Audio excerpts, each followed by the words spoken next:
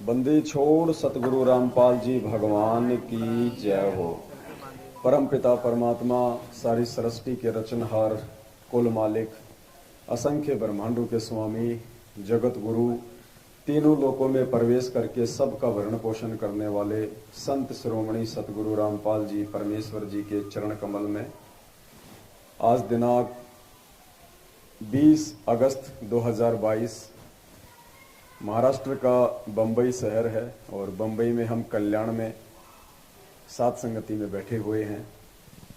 परमात्मा की विशेष दया, विशेष मेहर उनके सत्सेवक बच्चों पे, साध संगतियों की दिन ब दिन परमपिता परमेश्वर का मिशन और ये बरवाला कांड की सच्चाई भगत समाज में जा रही है।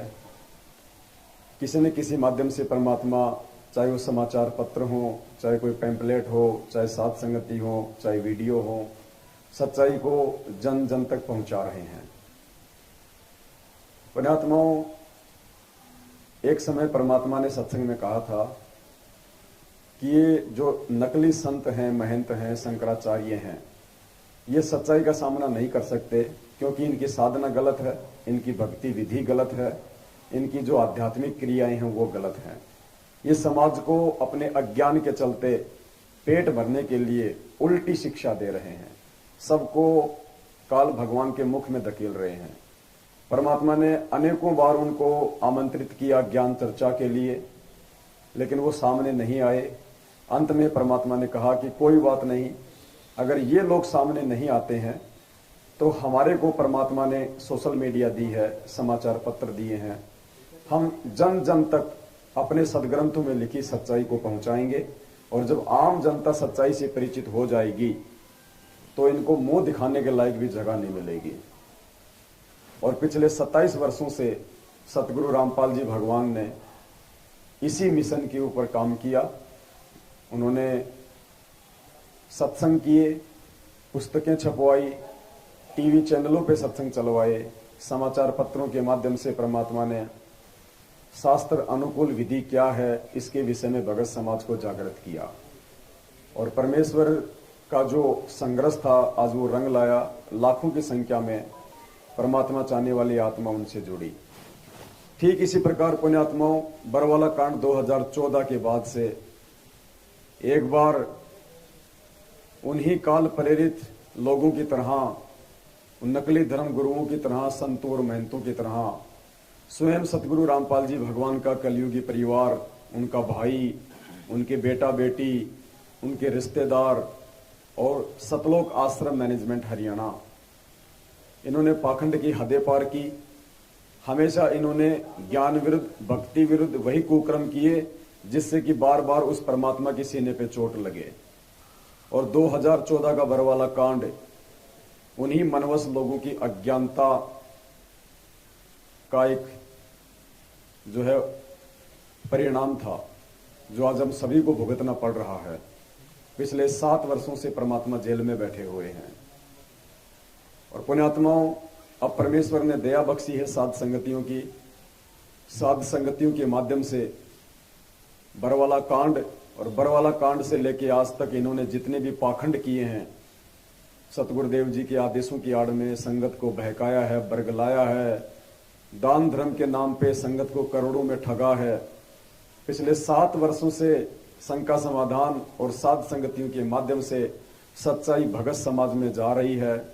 परमेश्वर की आत्माएं दिन ब दिन सच्चाई से परिचित होके उन काल प्रेरित लोगों का साथ छोड़ रही हैं। हाल ही कुछ दिन पहले सतगुरु प्रगट दिवस को लेके सभी साध संगत से जुड़े भाई बहनों ने परमात्मा जी का ऐड निकलवाया पूरे भारतवर्ष में और एक टहलका सा मचा, एक खलबली सी मची गुरुदेव के कलयुगी परिवार और इस मैनेजमेंट के बीच में।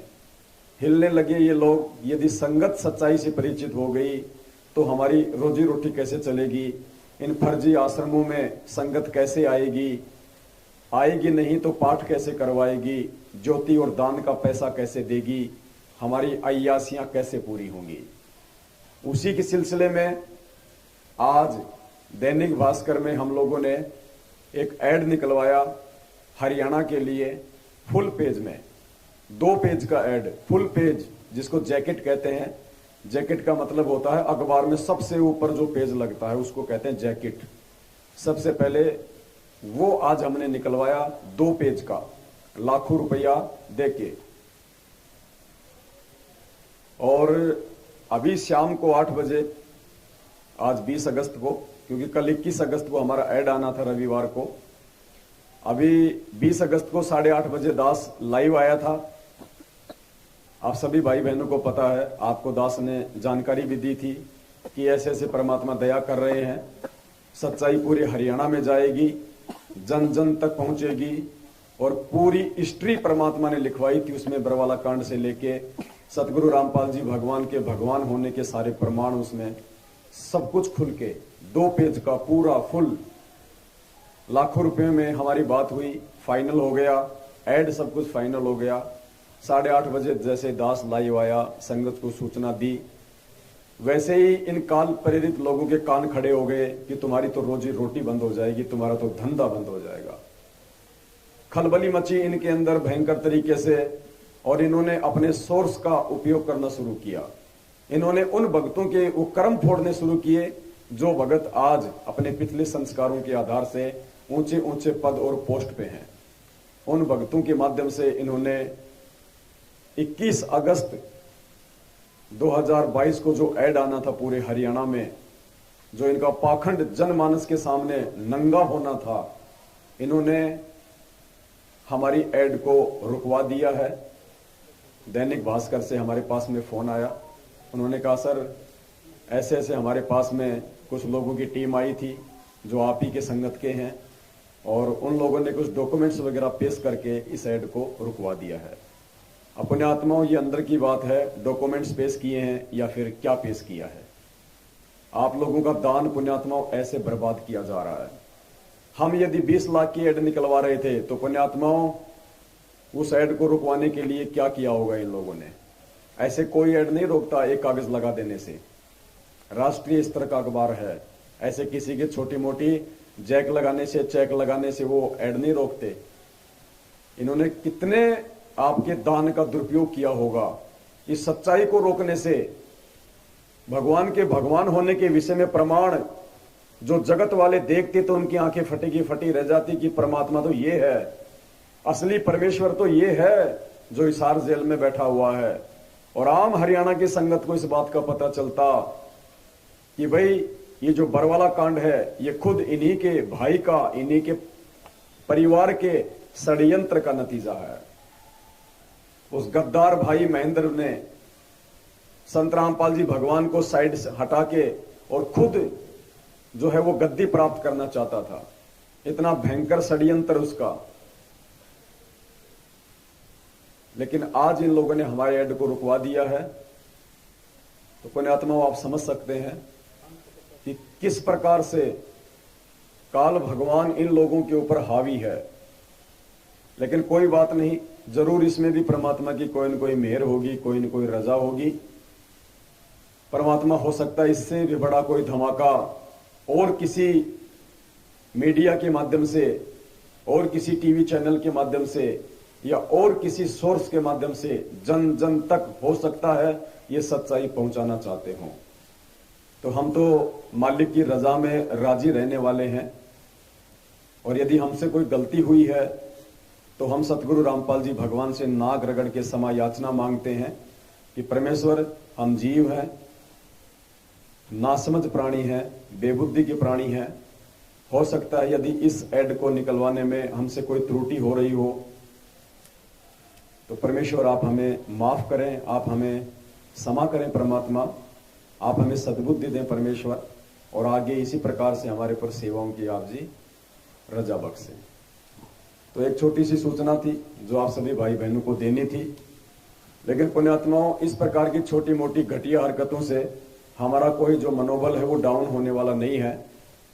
कहते हैं ना कि शेर यदि 2 कदम पीछे हटता है तो वो डर के नहीं हटता, वो शिकार पे और तेजी से झपट्टा मारने के लिए हटता है।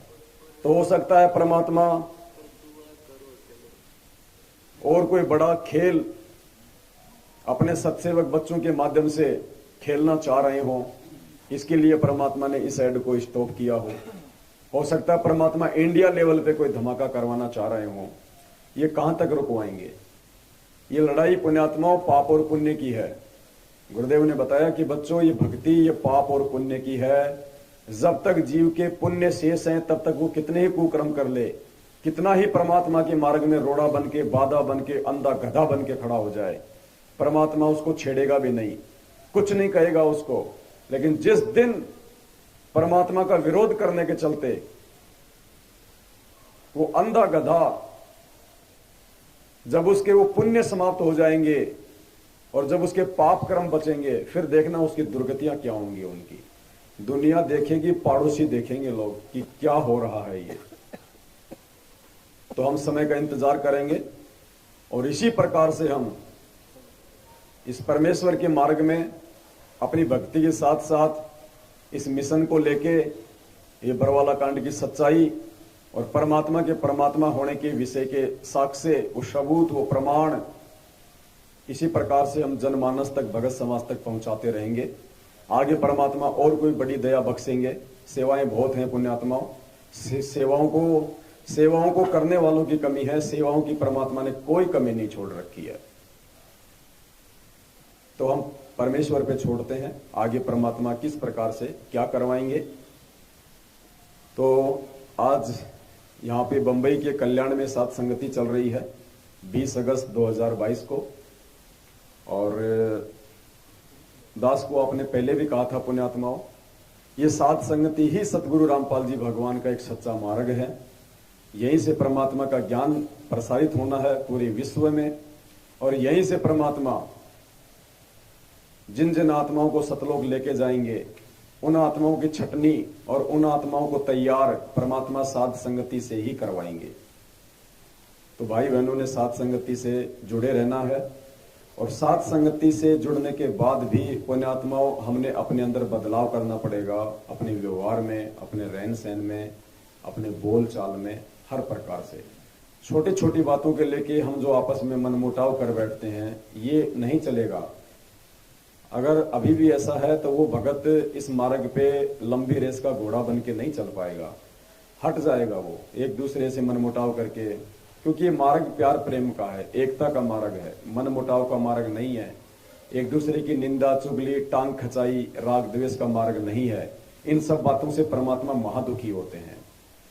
तो सभी भाई बहन आपस में अगर कोई एक दूसरे को दो बातें अगर ज्यादा भी बोल देता है तो ये आपकी परीक्षा है। परमात्मा आपकी सहनशीलता की परीक्षा ले रहा है कि आपके अंदर कितनी सहन शक्ति है। अगर नहीं है तो फेल हो जाएंगे। कल को फिर उसी भगत के रूप में काल भगवान ऊपर अपने एजेंट को खड़ा कर देगा, वो तुम्हें और भी ज्यादा दुखी करेगा, परेशान करेगा, वहां भी तुम सहन नहीं कर पाओगे। ये थोड़ी पता चलेगा कि मैं सतलोक जा रहा हूं, मैं त्रिकुटी पे जा रहा हूं। कुछ नहीं, ऐसा ही सौपन होगा। ऐसे जैसे कहीं सात संगति में बैठे हैं, कहीं हम किसी सत्संग में बैठे हैं, ऐसा ही लगेगा। तो परमात्मा ने हमें जो पांचों गुण दिए हैं, शील, संतोष, विवेक, दया, अक्षमा, पुण्यात्मा, हम उनका प्रयोग करें, तभी परमात्मा हमें सतलोक ले जाने के लायक समझेंगे।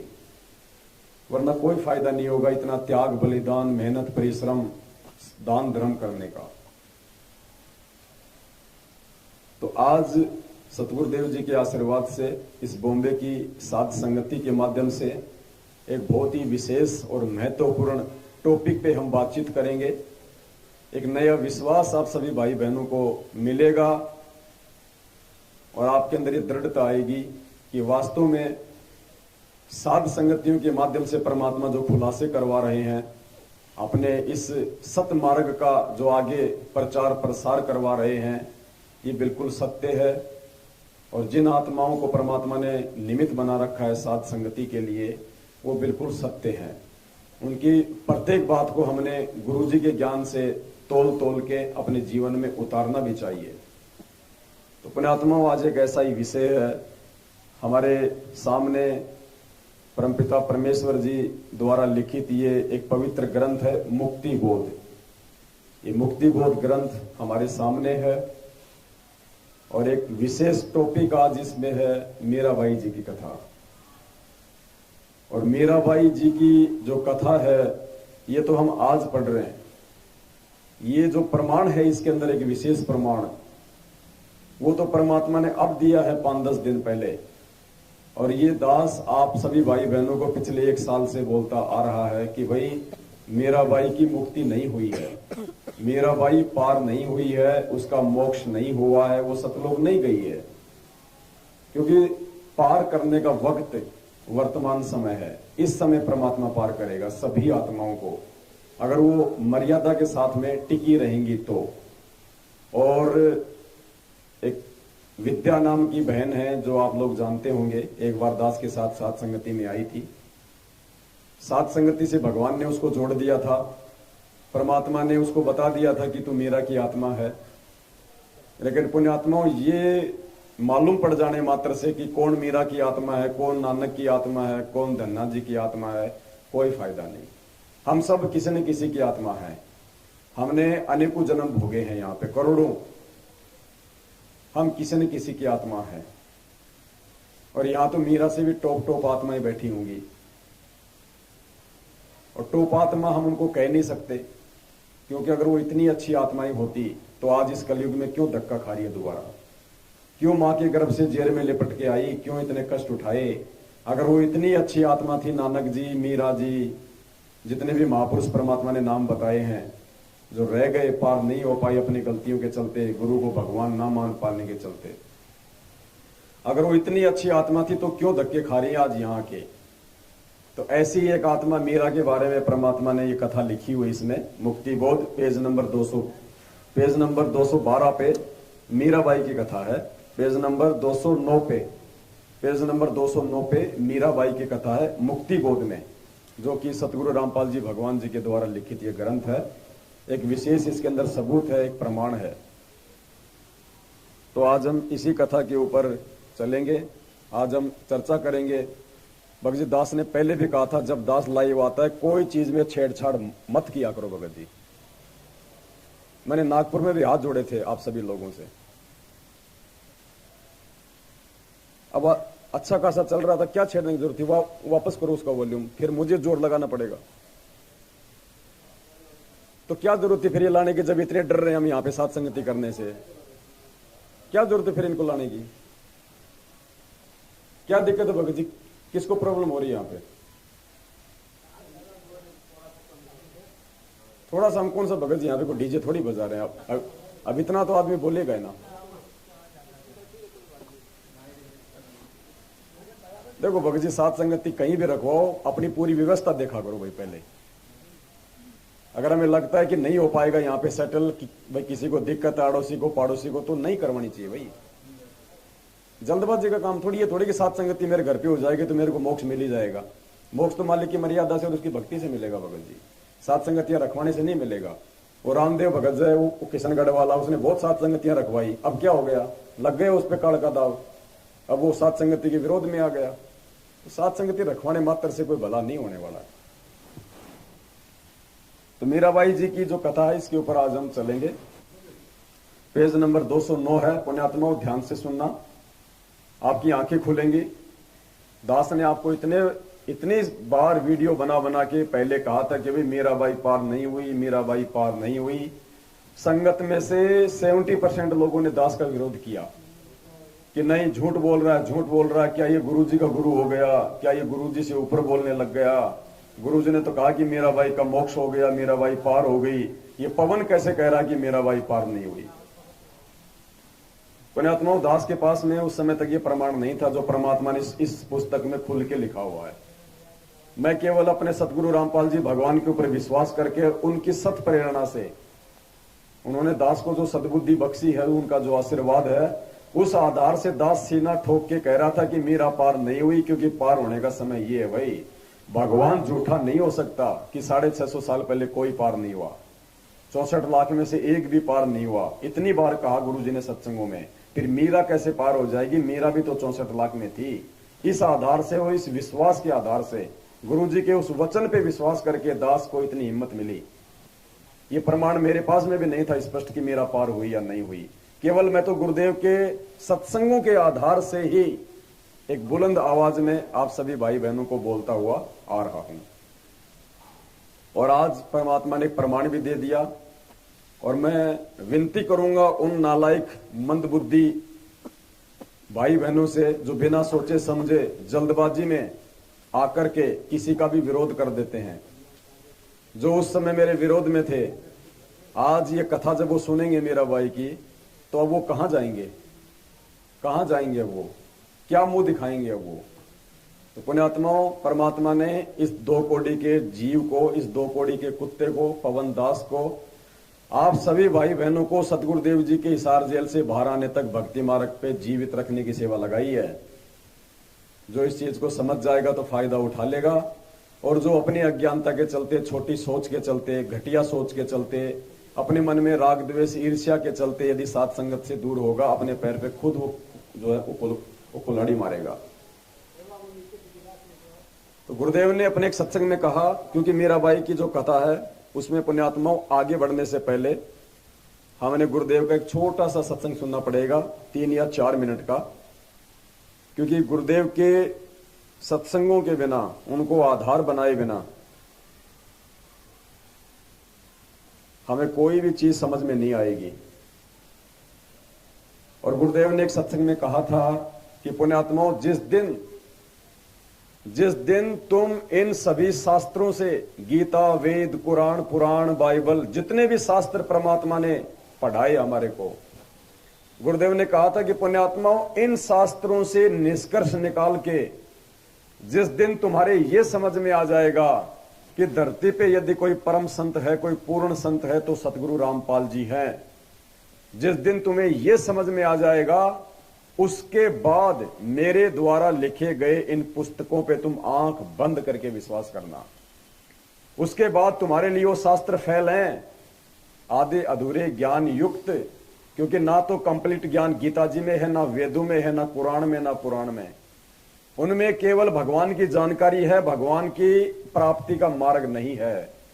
तो गुरुदेव ने कहा था कि इन शास्त्रों का तो केवल इतना ही काम है कि शास्त्रों से तुम सतगुरु की पहचान कर लो, और एक बार यदि तुम्हें सतगुरु की पहचान हो जाए, उसके बाद इन शास्त्रों को बोरे में डाल के कहीं एक स्थान पे रख देना। तुम्हारे लिए 0/0 है, उनका कोई यूज नहीं है। उसके बाद तुम्हारे लिए यदि कोई सबसे बड़ा शास्त्र है दुनिया में, तो अपने सतगुरुदेव जी के द्वारा लिखित धार्मिक पुस्तकें, उनके सत्संग। तो सुनिए पहले परमात्मा का ये सत्संग, परमात्मा ने किस प्रकार से हमारे को निर्देशित किया है अपनी इन पुस्तकों के ऊपर विश्वास करने के लिए। तो पहले ये 2 मिनट का सत्संग है गुरुदेव का, ध्यान से सुनिए पुण्यात्माओं, क्योंकि हमने अध्यात्म का जो निष्कर्ष निकालना है अपने गुरुदेव के सत्संगों से निकालना है, उनके द्वारा लिखित पुस्तकों से निकालना है, जिसमें पूरा विश्व इस बात से परिचित हो जाएगा और संतुष्ट हो जाएगा कि ये दास जो बोल रहा है उसके एक शब्द में भी कोई कच्चापन नहीं है, कोई भी एक शब्द भी असत्य नहीं है। एक दिन ऐसी स्थिति आएगी, फिर इस अपने को इन सदग्रंथों की बजाय केवल परमेश्वर की अमर वाणी, सच्चिदानंद घन ब्रह्म की वाणी जो उनके मुखारविंद से उच्चारित है, केवल उसी की ही आवश्यकता शेष रह जाएगी। और फिर उसके आधार से उस परम पिता की हम रल मिल के ऐसी महिमा गाया करेंगे जैसे पहले हम श्री कृष्ण जी की लीला सुनते थे। पूरा धन समुदाय, चाहे लाखों लोग इकट्ठे होते थे, जो भी वक्ता बोलता था श्री कृष्ण जी के बारे में सभी गर्दन हिलाते थे, हाँ जी हाँ जी, बिल्कुल सही, गदगद हो जाते थे कि श्री कृष्ण जी पूर्ण परमात्मा मानते थे। उनको ही हम सब लीलाएं उनकी की भी मानते थे, सर्वेश्वर मानते थे, क्योंकि किसी को भी नो ऑब्जेक्शन था, किसी को ऑब्जेक्शन नहीं था, सबको नो ऑब्जेक्शन था कि जो बताई जा रही है ये दंत कथा, ये लोक कथा जो सारी शास्त्र के विरुद्ध थी, वो हमने सत्य मान रखी थी, क्योंकि हम हजारों वर्षों से, लाखों वर्षों से यही दंत कथा सुनते आ रहे हैं। इसलिए प्रत्येक को गुंजाइश नहीं रही ऑब्जेक्शन करने की। अब इसी तरह ये दास चाहता है कि आपको इतना फीड कर दूं ये अध्यात्म ज्ञान सदग्रंथ को दिखा दिखा के, एक दिन आपके हृदय में ये समा जावे कि कबीर इज गॉड। और सत्य है, इस सत्य को आप स्वीकार जब कर लोगे, फिर हमें सदग्रंथों की नहीं, परमात्मा की केवल एक अमर वाणी की आवश्यकता पड़ेगी, और फिर अपने दिन रात भजन किया करेगी।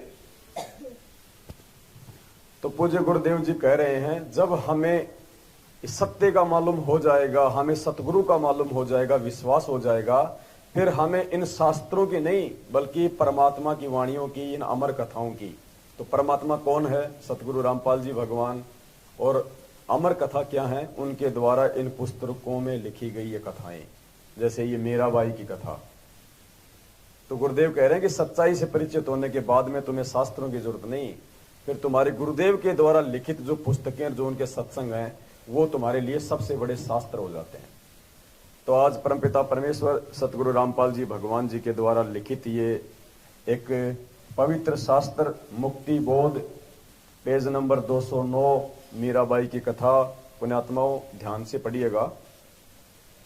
मीराबाई जी का जन्म राजपूत जाति में हुआ था। महिलाओं को घर से बाहर जाने पर प्रतिबंध था, परंतु मीराबाई ने किसी की परवाह नहीं की। फिर उसका विवाह राजा से हो गया।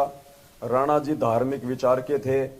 उसने मीरा को मंदिरों में जाने से नहीं रोका, अपितु लोक चर्चा से बचने के लिए मीरा जी के साथ 3-4 महिला नौकरानी भेजने लगा, जिस कारण से सब ठीक चल रहा। कुछ वर्ष पश्चात मीरा जी के पति की मृत्यु हो गई। देवर राजगद्दी पर बैठ गया। उसने कुल के लोगों के कहने से मीरा को मंदिर में जाने से मना किया, परंतु मीराबाई जी नहीं मानी, जिस कारण से राजा ने मीरा को मारने का षड्यंत्र रचा। विचार किया कि ऐसी युक्ति बनाई जाए कि यह भी मर जाए और बदनामी भी ना हो। यानी एक तो हमें हमारे परमपिता परमात्मा पे ये विश्वास होना चाहिए कि यदि हम वास्तव में भगवान की भक्ति कर रहे हैं, गुरु जी के वचनों पे है, मर्यादा में है, और यदि हम सही चल रहे हैं भक्ति मार्ग पे, अपने भगवान पे विश्वास करके, तो हमारे पीछे से चाहे हमारे दुश्मन या वो ज्ञानहीन व्यक्ति जो हमसे राग द्वेष और ईर्ष्या रखते हैं, वो चाहे कितनी ही घटिया कोशिशें हमारे को दुखी करने की, हमारे को मारने की, परेशान करने की क्यों ना करें, परमात्मा उनके हर षड्यंत्र को फेल करेगा। परमात्मा उनके प्रत्येक षड्यंत्र को फेल करेगा। क्यों?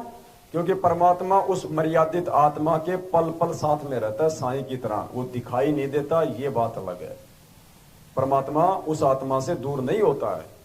और पुण्यात्मा यही कारण है आज 2014 बरवाला कांड के बाद से आज तक जो परमेश्वर ने सात संगति से लाखों हजारों आत्माओं को जोड़ रखा है, किसी का हाथ का नाखून भी नहीं उतरने दे रहा परमात्मा। जो मर्यादा में है, अमर्यादित तो मरेगा भी, एक्सीडेंट भी होगा, बीमार भी होगा, सब कुछ होगा, लेकिन जो भगत मर्यादा में है, परमात्मा उसका बाढ़ भी बाका नहीं होने दे रहा। साईं की तरह पल पल परमात्मा उस अपनी आत्मा के साथ में रहता है। ये विश्वास करके चलना आप लोग। हमें नहीं दिखाई देंगे गुरु जी, क्योंकि वो शब्द रूप है, शब्द स्वरूपी राम है। वो भले ही हमें दिखाई ना दे, लेकिन पल पल हमारे साथ में रहेगा। तभी तो आज हम इतने हंसते खेलते साथ संगतियों में आ रहे हैं, इतनी उमंग के साथ में। वरना दूसरी तरफ वो सतलोक आश्रम मैनेजमेंट हरियाणा के पीछे लगे हुए भाई बहन देख लो, आए दिन उनके घरों में अकाल मौतें हैं, लड़ाई झगड़े, आए दिन सार नाम तक लिए हुए लोग दुर्घटनाओं में मर रहे हैं। शर्म की बात है ये। भगवान के भगत का तो बाढ़ भी बाका नहीं कर सकता ये काल भगवान। फिर उनके घरों में ऐसी दुर्गतियां क्यों? क्योंकि उनकी मर्यादा नहीं है। सतलोक आश्रम मैनेजमेंट और गुरुजी के परिवार का साथ ही मर्यादा तोड़ना है।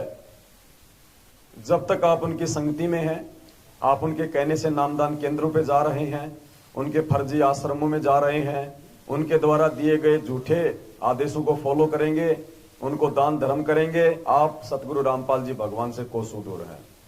और आप और हम साथ संगत से जुड़े हुए सत्संग भाई बहन 2014 से उनकी किसी भी बात को फॉलो नहीं करते हैं। केवल सतगुरु रामपाल जी भगवान के ज्ञान को ही सच्चा मान के, मार्गदर्शक मान के, साथ संगति से जुड़ के हम आगे बढ़ रहे हैं। तो परमात्मा शब्द रूप में पल पल हमारे साथ में साईं की तरह रहता है। एक छोटी सी एक कथा है एक भाई की, जगत वाला है, लेकिन जो कथा है वो हमारे मतलब की है और हमें बहुत बड़ी एक उससे शिक्षा मिलेगी। हमारे विश्वास को भी जो है वो दृढ़ता मिलेगी कि कैसे परमात्मा चाहने वाली आत्माओं के साथ में रहता है। जो व्यक्ति तन मन धन से अपनी भक्ति करता है, पूरे विश्वास के साथ में उस आत्मा के साथ में परमात्मा रहते हैं। एक पल के लिए परमात्मा आत्मा से दूर नहीं होता, और फिर परमात्मा उन आत्माओं को किसी न किसी बहाने से विश्वास भी दिलाता है कि बेटा मैं तेरे साथ हूं, वरना तुझे ये काल एक सेकंड भी भक्ति नहीं करने दे। तो ये छोटी सी 5 मिनट की ये कथा है। सभी भाई बहन थोड़ा ध्यान से सुनिएगा, आप लोगों को समझ में आएगा। ये बात और है कि यहाँ पे जो ये वीडियो है ये किसी मोटिवेशन का है। जैसे बड़ी बड़ी कंपनियां होती हैं, उनके जो एम्प्लॉय होते हैं, उनके उत्साह को बनाए रखने के लिए, उनके मनोबल को बनाए रखने के लिए मार्केट में ज्यादा से ज्यादा वो काम करें, लोगों से पैसा कमा के कंपनी को दें। कंपनी वाले साल 6 महीने में उनको मोटिवेट करते हैं किसी ऐसे व्यक्ति को बुला के जो उनमें जोश पैदा कर दे।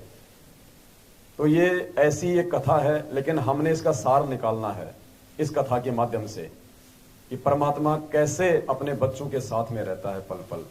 इस कथा में जो एक डॉक्टर है, उस डॉक्टर को आप एक सत्सेवक समझ लेना, आप एक सच्चा भगत समझ लेना, तब आपको ये कथा समझ में आएगी कि कैसे परमात्मा अपने सच्चे भगत के साथ में, जो भक्ति को ही जो प्रायोरिटी देता है, जो प्राथमिकता देता है, परमात्मा के वचन पे चलता है, कैसे परमात्मा उस भगत के साथ में साईं की तरह रहते हैं। एक सच्ची घटना बताता हूँ। एक डॉक्टर वो लोगों को ठीक करने के लिए अपने प्राणों तक की बलि दे दे, ऐसा काम करता था। तो जिस एरिया में रहता था, कई जगहों पे उसकी कार नहीं जा सकती थी, तो उसको पैदल जाना पड़ता था। एक दिन पूरे दिन मेहनत की, रात को थक के चूर होके 12 बजे आके सोया, और रात को 2 बजे उसके फोन बजा। 2 बजे उसका फोन उसकी वाइफ ने उठाया। तो वाइफ फोन पे उसको समझा रही थी कि आप उसकी गर्म पट्टी की जगह, वो गर्म हो रही है तो ठंडी पट्टी लगाओ, उसको कुछ प्राइमरी ट्रीटमेंट दो। इतने में इसकी चेतना ने इसको आवाज दी। कौन है? कि एक माँ है जिसकी बेटी बीमार हो रही है। उसकी चेतना ने पकड़ लिया कि कोई मेरे को याद कर रहा है। फिर उसने क्या किया, उसने पूछा कि कितनी प्रॉब्लम है, कि बुखार 104 डिग्री प्लस है। खड़ा हो गया, अपना बैग उठाया और चालू हो गया रवाना। वहां तक पैदल जाना था। तो जाते टाइम एक सुरंग थी, सुरंग में से जाते टाइम एक आदमी ने उसको आवाज दी, डॉक्टर। वो रुक गया। माचिस है क्या? तो उसने अपना बैग रखा, माचिस तिल्ली जलाई और उसकी सिगरेट जला दी। जलाते टाइम इसका चेहरा देखा, चला गया। फिर जब वापस आ रहा था उस लड़की का इलाज करके, वापस उसने पूछा, डॉक्टर माचिस है क्या? इसने फिर नीचे बैग रखा, माचिस की तिल्ली जलाई और इसकी सिगरेट जला दी। फिर भी चेहरा देखा, आगे चला गया। रात को 4 बजे 5 बजे जाके सोया। सुबह 7 बजे इसके ऑफिसर का फोन आया, इसके डॉक्टर ऑफिसर का फोन आया कि आपकी अर्जेंट जरूरत है हमें। रात को अपने ऑफिसर का किसी आदमी ने मार पिटाई कर दी, बहुत ज्यादा घायल हैं। सुरंग में किसी ने इनको लूट लिया और इनको बहुत नुकसान पहुंचा है, इनका इलाज करने के लिए आपको आना पड़ेगा।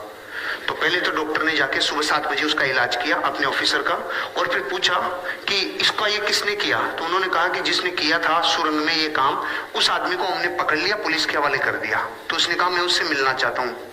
ये गया और जेल में जाके देखा तो वो वही आदमी था जिसकी रात में इसने सिगरेट जलाई थी।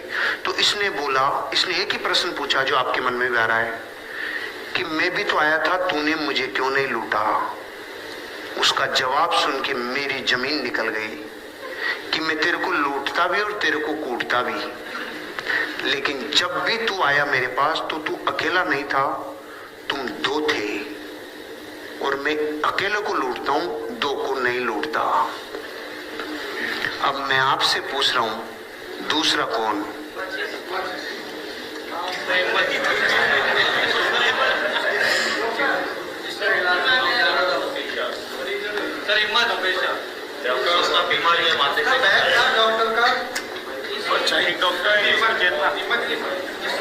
पहले तो मैं ये बता दूं कि वो जो आदमी कह रहा है ना डाकू, वो बिल्कुल सही कह रहा है।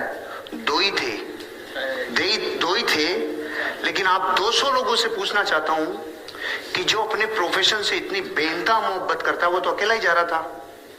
उसको 2 कौन दिख रहे थे, इसका जवाब चाहिए। उसकी परछाई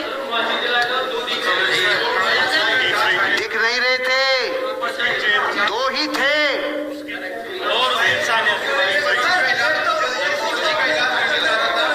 धर्मपत्नी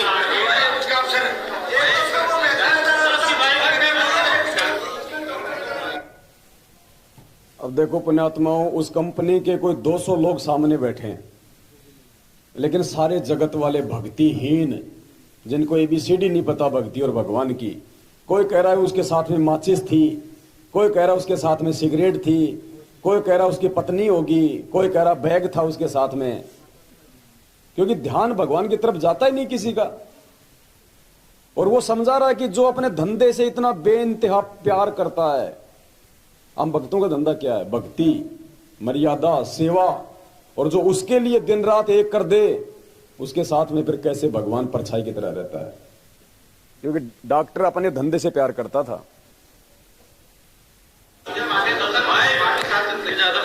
वो इंसान नहीं था। बैठ जाओ, हाँ बैठो बैठो बैठो। वो देवीय शक्ति थी जो उसकी मदद कर रही थी। मैं आपको ये बताना चाह रहा हूं, जब ये स्टोरी मैंने पढ़ी ना, ये अमेरिका के किसी डॉक्टर की कहानी है जिसने अपनी बायोग्राफी में लिखी है। उसके साथ वो पावर थी जिसको आप लोग और हम लोग सुप्रीम पावर कहते हैं, क्योंकि उसको ये पता था कि इस आदमी के साथ हादसा होगा। जो अपने प्रोफेशन को इतना बेइंतहा मोहब्बत करता है, वो तो अकेला ही था ना, उसको थोड़ी पता था। उस दिन के बाद उसको यकीन हुआ कि जब मैं अपने काम को प्राणों से ज्यादा पसंद करता हूं तो मेरे को कोई पावर मदद करती है। मैं आपको ये कहना चाह रहा था कि आपका ध्यान इतना ज्यादा मेटेरियलिस्टिक हो चुका कि आपको पावर शब्द पे विश्वास नहीं रहा। कि आप कोई कह रहा माचिस, कोई कह रहा है छाया। आपको ये तो पता है ना पावर्स होती है, तो यहां ध्यान क्यों नहीं गया? मेरा तो जैसे ही मैंने पढ़ा था ना ये स्टोरी, कि जैसे उसने कहा तू एक नहीं तू दो था, मैंने कहा ओ भाई रे, वो दो ही थे भाई साहब। लेकिन डॉक्टर को थोड़ी पता चलता कि दो थे कि नहीं थे। तो पुण्यात्माओं, आप जी यकीन मानना, जैसे ये घटना जो घटी है ना, उसी घटना के आधार से आज परमात्मा ने, पुण्यात्माओं, इस ऐड को स्टॉप किया है। क्योंकि हमने इस परमेश्वर के प्यार में हम इतने पागल हो गए।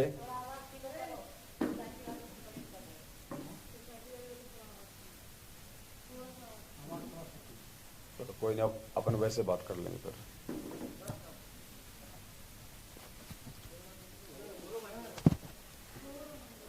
कोई बात नहीं। तो आज परमपिता परमेश्वर को मालूम था कि मेरे इन सत्सेवक बच्चों ने मेरे ऊपर आश्रित होकर, मेरे ऊपर विश्वास करके, अपने प्राणों तक की चिंता ना करके, हरियाणा में जो 2 पेज का ऐड ये निकलवा रहे हैं, लाखों रुपया खर्च करके। इस ऐड को देखने के बाद में लोग नीचे से लेके ऊपर तक हिल जाएंगे, चाहे वो जगत हो चाहे वो भगत हो। और हो सकता है मेरे सत्सेवक बच्चों के ऊपर कोई मुकदमा हो जाए, जो है कोई वो केस हो जाए, कोई बड़ा कोई लफड़ा हो जाए। इस आधार से परमेश्वर ने आज पुण्यात्माओं, इन काल प्रेरित इन दुष्ट लोगों की दुष्टता भी हमारे को दिखा दी, और परमेश्वर ने अपने सत्सेवक बच्चों को भी रोका। और हो सकता है परमात्मा आने वाले समय में हमें और कोई बड़ी सेवा देंगे, इससे भी ज्यादा। क्योंकि हम तो पीछे हटने वाले नहीं हैं।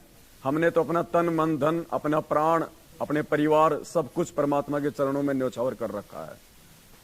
हमें मालूम पड़ गया कि परमात्मा ये मिट्टी है, शरीर, ये जितना आपके काम आ जाए परमात्मा उतना कम है, वरना इसका कुछ नहीं बनेगा, ये राख बन जाएगी एक दिन ये। तो हम तो उसी आधार से रात दिन परमपिता परमेश्वर जी के आशीर्वाद से, उन्हीं की प्रेरणा से दिन रात अपने भाई बहनों को जगाने के लिए, ये सत्य संदेश पहुंचाने के लिए लगे हुए हैं। लेकिन अब उस परमेश्वर के हवाले हैं, तो हमारा अच्छा हमारा बुरा उस परमेश्वर के हाथ में है। जो परमेश्वर चाहेगा वैसा ही होगा। तो इसी प्रकार से पुण्यात्मा मीराबाई भी परमात्मा पे इतनी आश्रित थी, वो सत्संगों में जाने से, मंदिरों में जाने से नहीं रुकती थी वो। तो परमात्मा पल पल उसका साथ, परमात्मा पल पल उसका साथ दिया करता था। तो आज हमारी जो माता बहनें हैं, जिनके हमारे पास में फोन आते हैं, छोटी छोटी बातों के लेके जो भक्ति से अपना रास्ता चेंज कर लेती हैं, मेरा पति क्या कहेगा, मेरा ससुर क्या कहेगा, मुझे भक्ति नहीं करने दे रहे, मुझे कहते हैं तुझे घर से बाहर निकाल देंगे। अरे एक बार अगर इस मार्ग से हट गए तो परमात्मा सदा सदा के लिए रिजेक्ट कर देगा। फिर ये संघर्ष करने का मौका हर आत्मा को हर समय नहीं मिलता। बड़ी सौभाग्यशाली होती है वो आत्मा जो भगवान उनको सेवा देता है, क्योंकि भगवान जिनको चुनता है अपनी सेवाओं के लिए वो छोटी मोटी आत्मा नहीं होती है, विशेष आत्मा होती है परमात्मा की, जो उनको लाखों करोड़ों अरबों में से परमात्मा चूज करता है, चुनता है मालिक। तो पुण्यात्माओं, इसी प्रकार से कुछ वर्ष पश्चात मीरा जी के पति की मृत्यु हो गई। देवर राजगद्दी पर बैठ गया। उसने कुल के लोगों से के कहने से मीरा को मंदिर में जाने से मना किया, परंतु मीराबाई जी नहीं मानी, जिस कारण से राजा ने मीरा को मारने का षड्यंत्र रचा, लेकिन वो अंत तक नहीं मार पाया, क्योंकि भगवान पल पल उसके साथ में था, जैसे उस डॉक्टर के साथ में था परमात्मा। विचार किया कि ऐसी युक्ति बनाई जाए कि ये मर भी जाए और बदनामी भी ना हो। राजा ने विचार किया कि इसे कैसे मारें। राजा ने कहा कि सपेरे एक ऐसा सर्प ला दे कि डिब्बे को खोलते ही खोलने वाले को डंक मारे और व्यक्ति मर जाए। ऐसा ही किया गया। राणा जी ने अपने लड़के का जन्मदिन मनाया। उसमें रिश्तेदार तथा एक गणमान्य व्यक्ति आमंत्रित किए। राजा ने मीरा जी की बांदी नौकरानी से कहा कि ले, ये 20 कीमती हार है, मेरे बेटे का जन्मदिन है, दूर दूर से रिश्तेदार आए हैं, मीरा को कह दे कि सुंदर कपड़े पहनकर इस हार को गले में पहन ले, नहीं तो रिश्तेदार कहेंगे कि अपनी भाभी जी को अच्छी तरह नहीं रखता, मेरी इज्जत बेइज्जती का सवाल है। बांदी ने उस आभूषण के डिब्बे को मीराबाई को दिया। राजा का आदेश सुना दिया। उस आभूषण के डिब्बे में विशेला काले सफेद रंग का सरफ था। क्या था उस डिब्बे में? काले और सफेद रंग का विशेला। कुछ समझ में आई बात?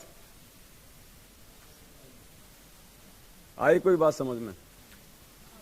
ये कौन बता सकता है कि मीराबाई के पास में जो सरफ भेजा था वो काले और सफेद रंग का था? ये अंतर्यामी बता सकता है, भगवान बता सकता है। ये सतगुरु रामपाल जी भगवान ने बताया कि वो सरफ कैसा था, काला और सफेद। नहीं तो कौन बता देगा कि वो काला था, सफेद था, लाल था? किसको पता उस सरफ का? या तो मीरा को पता था, या उस राणा को पता था, तीसरे को, या फिर उसको जो लाया था सरफ सपेरा उसको पता होना चाहिए। बाकी तो गायब भी हो गया था फिर सरफ। तो कौन बता सकता है इस बात को? भगवान। तो सतगुरु रामपाल जी महाराज परमात्मा है, परमेश्वर हैं। वो ये भी बता देंगे वो कितने इंच का था, वो कितने फुट का था, वो कब जन्मा था, वो कब मरा था। तो परमात्मा ने यहाँ पे अपने अंतर्यामी होने का, अपने परमात्मा होने का एक सबूत पेश किया इस मीराबाई वाली इस कथा के माध्यम से, कि काले और सफेद रंग का, जबकि सांप तो नॉर्मली दिमाग में आएगा काले रंग का ही हो गया। काले और सफेद रंग का सरफ था। ये भगवान बता सकता है और कोई नहीं बता सकता। लोकवेद में काला ही बताया गया। हाँ। मीरा ने बांदी के सामने उस डिब्बे को खोला। उसमें हीरे मोतियों से बना हार था। मीराबाई ने विचार किया कि यदि मैं हार नहीं पहनूंगी तो व्यर्थ का झगड़ा होगा, मेरे लिए तो ये मिट्टी है। यह विचार करके मीरा जी ने वह हार गले में डाल लिया। पुण्यात्मा, आज नहीं डालना। कहीं सोचो कि लो भाई, हाँ, तुम कहीं ये सोचो कि भाई कोई बात नहीं, मेरी तो इच्छा नहीं है, लेकिन ये घर वाले नहीं मान रहे इसलिए पहन लेती हूँ। फिर तुमने संघर्ष क्या किया? फिर तुमने तो घर वालों की भी, मतलब वो शर्म के चलते तुम घर वालों को भी तुम खुश करना चाह रहे हो और तुम परमात्मा को भी खुश करना चाह रहे हो। दो नावों की सवारी इस समय नहीं चलेगी। वो समय अलग था, वो भक्ति का समय नहीं था, वो पार होने का समय नहीं था। फिर भी उस आत्मा ने उस समय इतना संघर्ष किया 600 साल पहले। सोचने की बात है, आज भी नहीं कर पा रही माता बहनें इतने अधिकार प्राप्त होने के बाद। मानवाधिकार, महिला आयोग, महिला थाने, पता नहीं, महिलाओं की तो वैसे ही बातें ज्यादा सुनी जाती है। दो स्कूटी आपस में भिड़ जाए, एक लड़का और एक लड़की, गलती चाहे लड़की क्यों, ठोकेंगे सबसे पहले लड़के को। उसके बाद भी आज की माता बहनें संघर्ष नहीं कर रही। ये सोचने की बात है, शर्म की बात है। मेरे लिए तो ये मिट्टी है। ये विचार करके मीरा जी ने वह हार गले में डाल लिया। राजा का उद्देश्य था कि आज सर्प डंक से मीरा की मृत्यु हो जाएगी तो सबको विश्वास हो जाएगा कि राजा का कोई हाथ नहीं है। यानी भगत के साथ में अगर कोई धोखा भी कर रहा है तो परमात्मा ने यह प्रमाण दिया है कि अगर वास्तव में वो भगत होगा, भगवान पे विश्वास करने वाला। मर्यादा सबसे जरूरी बताई परमात्मा ने। गुरुदेव ने बताया कि भक्ति से पहले मर्यादा है। अगर मर्यादा नहीं है तो कितनी भक्ति कर लेना, परमात्मा निकट भी नहीं है। हमारे सामने सर्प डसने से मीरा की मृत्यु हुई। कुछ समय उपरांत राजा मंत्रियों सहित तथा कुछ रिश्तेदारों सहित मीरा के महल में गया तो मीरा बाई जी के गले में सुंदर महंगा हार देखकर राणा बौखला गया और बोला, बदचलन, ये हार किस यार से लाई है। यानी परमात्मा के भगत को उसने इतनी गंदी भाषा बोली उसने कि हे बदचलन, अपने किस यार से ये हार लाई है। उसने देखा ये मरी नहीं और मैंने तो सांप भेजा था, उसको थोड़ी पता था कि वो हार बन गया। और बोला, हे बदचलन, ये हार किस यार से लाई है। मीरा बाई जी के आंखों में आंसू थे। बोली कि आपने ही तो बांदी के द्वारा भिजवाया था। वही तो है। बांदी को बुलाया तथा पूछा कि वह डिब्बा कहाँ है। बांदी ने पलंग के नीचे से निकाल कर दिखाया, ये रहा राजा जी जो आपने भेजा था। राजा वापस आ गया। राजा ने सोचा कि अब की बार इसको विष मैं अपने सामने पिलाऊंगा, नहीं पिएगी तो सिर काट दूंगा। मतलब इतना दुख, इतनी परेशानियां काल भगवान भगत को दिलवाता है। कौन से भगत को? उसको लगता है कि ये भगत यहां से पार होने वाला है। संघर्ष सबसे ज्यादा उसी आत्मा को झेलना पड़ेगा जिस आत्मा का यहां से पार होने का समय है। और हम क्या करते हैं, जितने ज्यादा दुख आते हैं उतना ज्यादा भगवान को दोष देते हैं, हारने लगते हैं, टूटने लगते हैं। अरे उसी लोहे पे ज्यादा चोट मारी जाती है जिसकी कोई अच्छी औजार बनाना होता है, जिसकी कोई कीमत बनानी होती है लोहार ने, उसी को ज्यादा चोट मारी जाती है। बाकी तो कबाड़ में पड़े वो पतरे 20 रुपए किलो के हिसाब से भी नहीं खरीदता उनको कोई। और चोट मार मार के एक छोटी सी वो कांटा निकालने वाली वो बना देता है लोहार, 20-20 रुपए की बिकती है एक किलो लोहा 50 रुपए का और 1 किलो लोहे की वो 100 बना देता है और एक 20-20 रुपए की बिकती है। तो कितनी कीमत बनी। लेकिन वो कब बनी? जब लोहा पहले आग में तपा, फिर उसने उसकी चोट सही, तब जाके। तो पुण्यात्माओं, भगत वही सतलोक जाने के लायक होगा, उसी की कीमत बनेगी जो परमात्मा की भक्ति मार्ग में हर प्रकार से संघर्ष को सहन करेगा। छोटी छोटी बातों पे भक्ति छोड़ देने वाला, मन में दोष निकालने वाला, वो भगत नहीं चलेगा इस मार्ग में लंबा। मीराबाई को विष से मारने की व्यर्थ कोशिश। एक सपेरे ने कहा कि भयंकर विष ला दे जिसे जीभ पर रखते ही व्यक्ति मर जाए। ऐसा विष लाया गया। राजा ने मीरा से कहा कि ये विष पी ले, अन्यथा तेरी गर्दन काट दी जाएगी। मीरा ने सोचा कि गर्दन काटने में तो पीड़ा होगी, विष पी लेती हूं। मीरा ने विष का प्याला परमात्मा को याद करके पी लिया, लेकिन उन्हें कुछ नहीं हुआ। सपेरा बुलाया और उसने कहा कि ये नकली विष लाया है। सपेरे ने कहा कि ये वो प्याला कहाँ है। उसे प्याला दिया गया। सपेरे ने उस प्याले में दूध डालकर एक कुत्ते को वहीं पिला दिया। कुत्ता दूसरी बार जीभ भी नहीं लगा पाया, वहीं मर गया। इतना भयंकर विषैला सर्प था। पुण्यात्मा और रोंगटे खड़े होते हैं, दास को यहां से लगे यहां तक पूरा वो हो गए वो खड़े। और परमात्मा कहते हैं 3.5 करोड़ जाप हो जाते हैं उस एक बार ये होने में, खड़े होने में। ये जो ये रोमकूप होते हैं ना, 3.5 करोड़ जाप हो जाते हैं।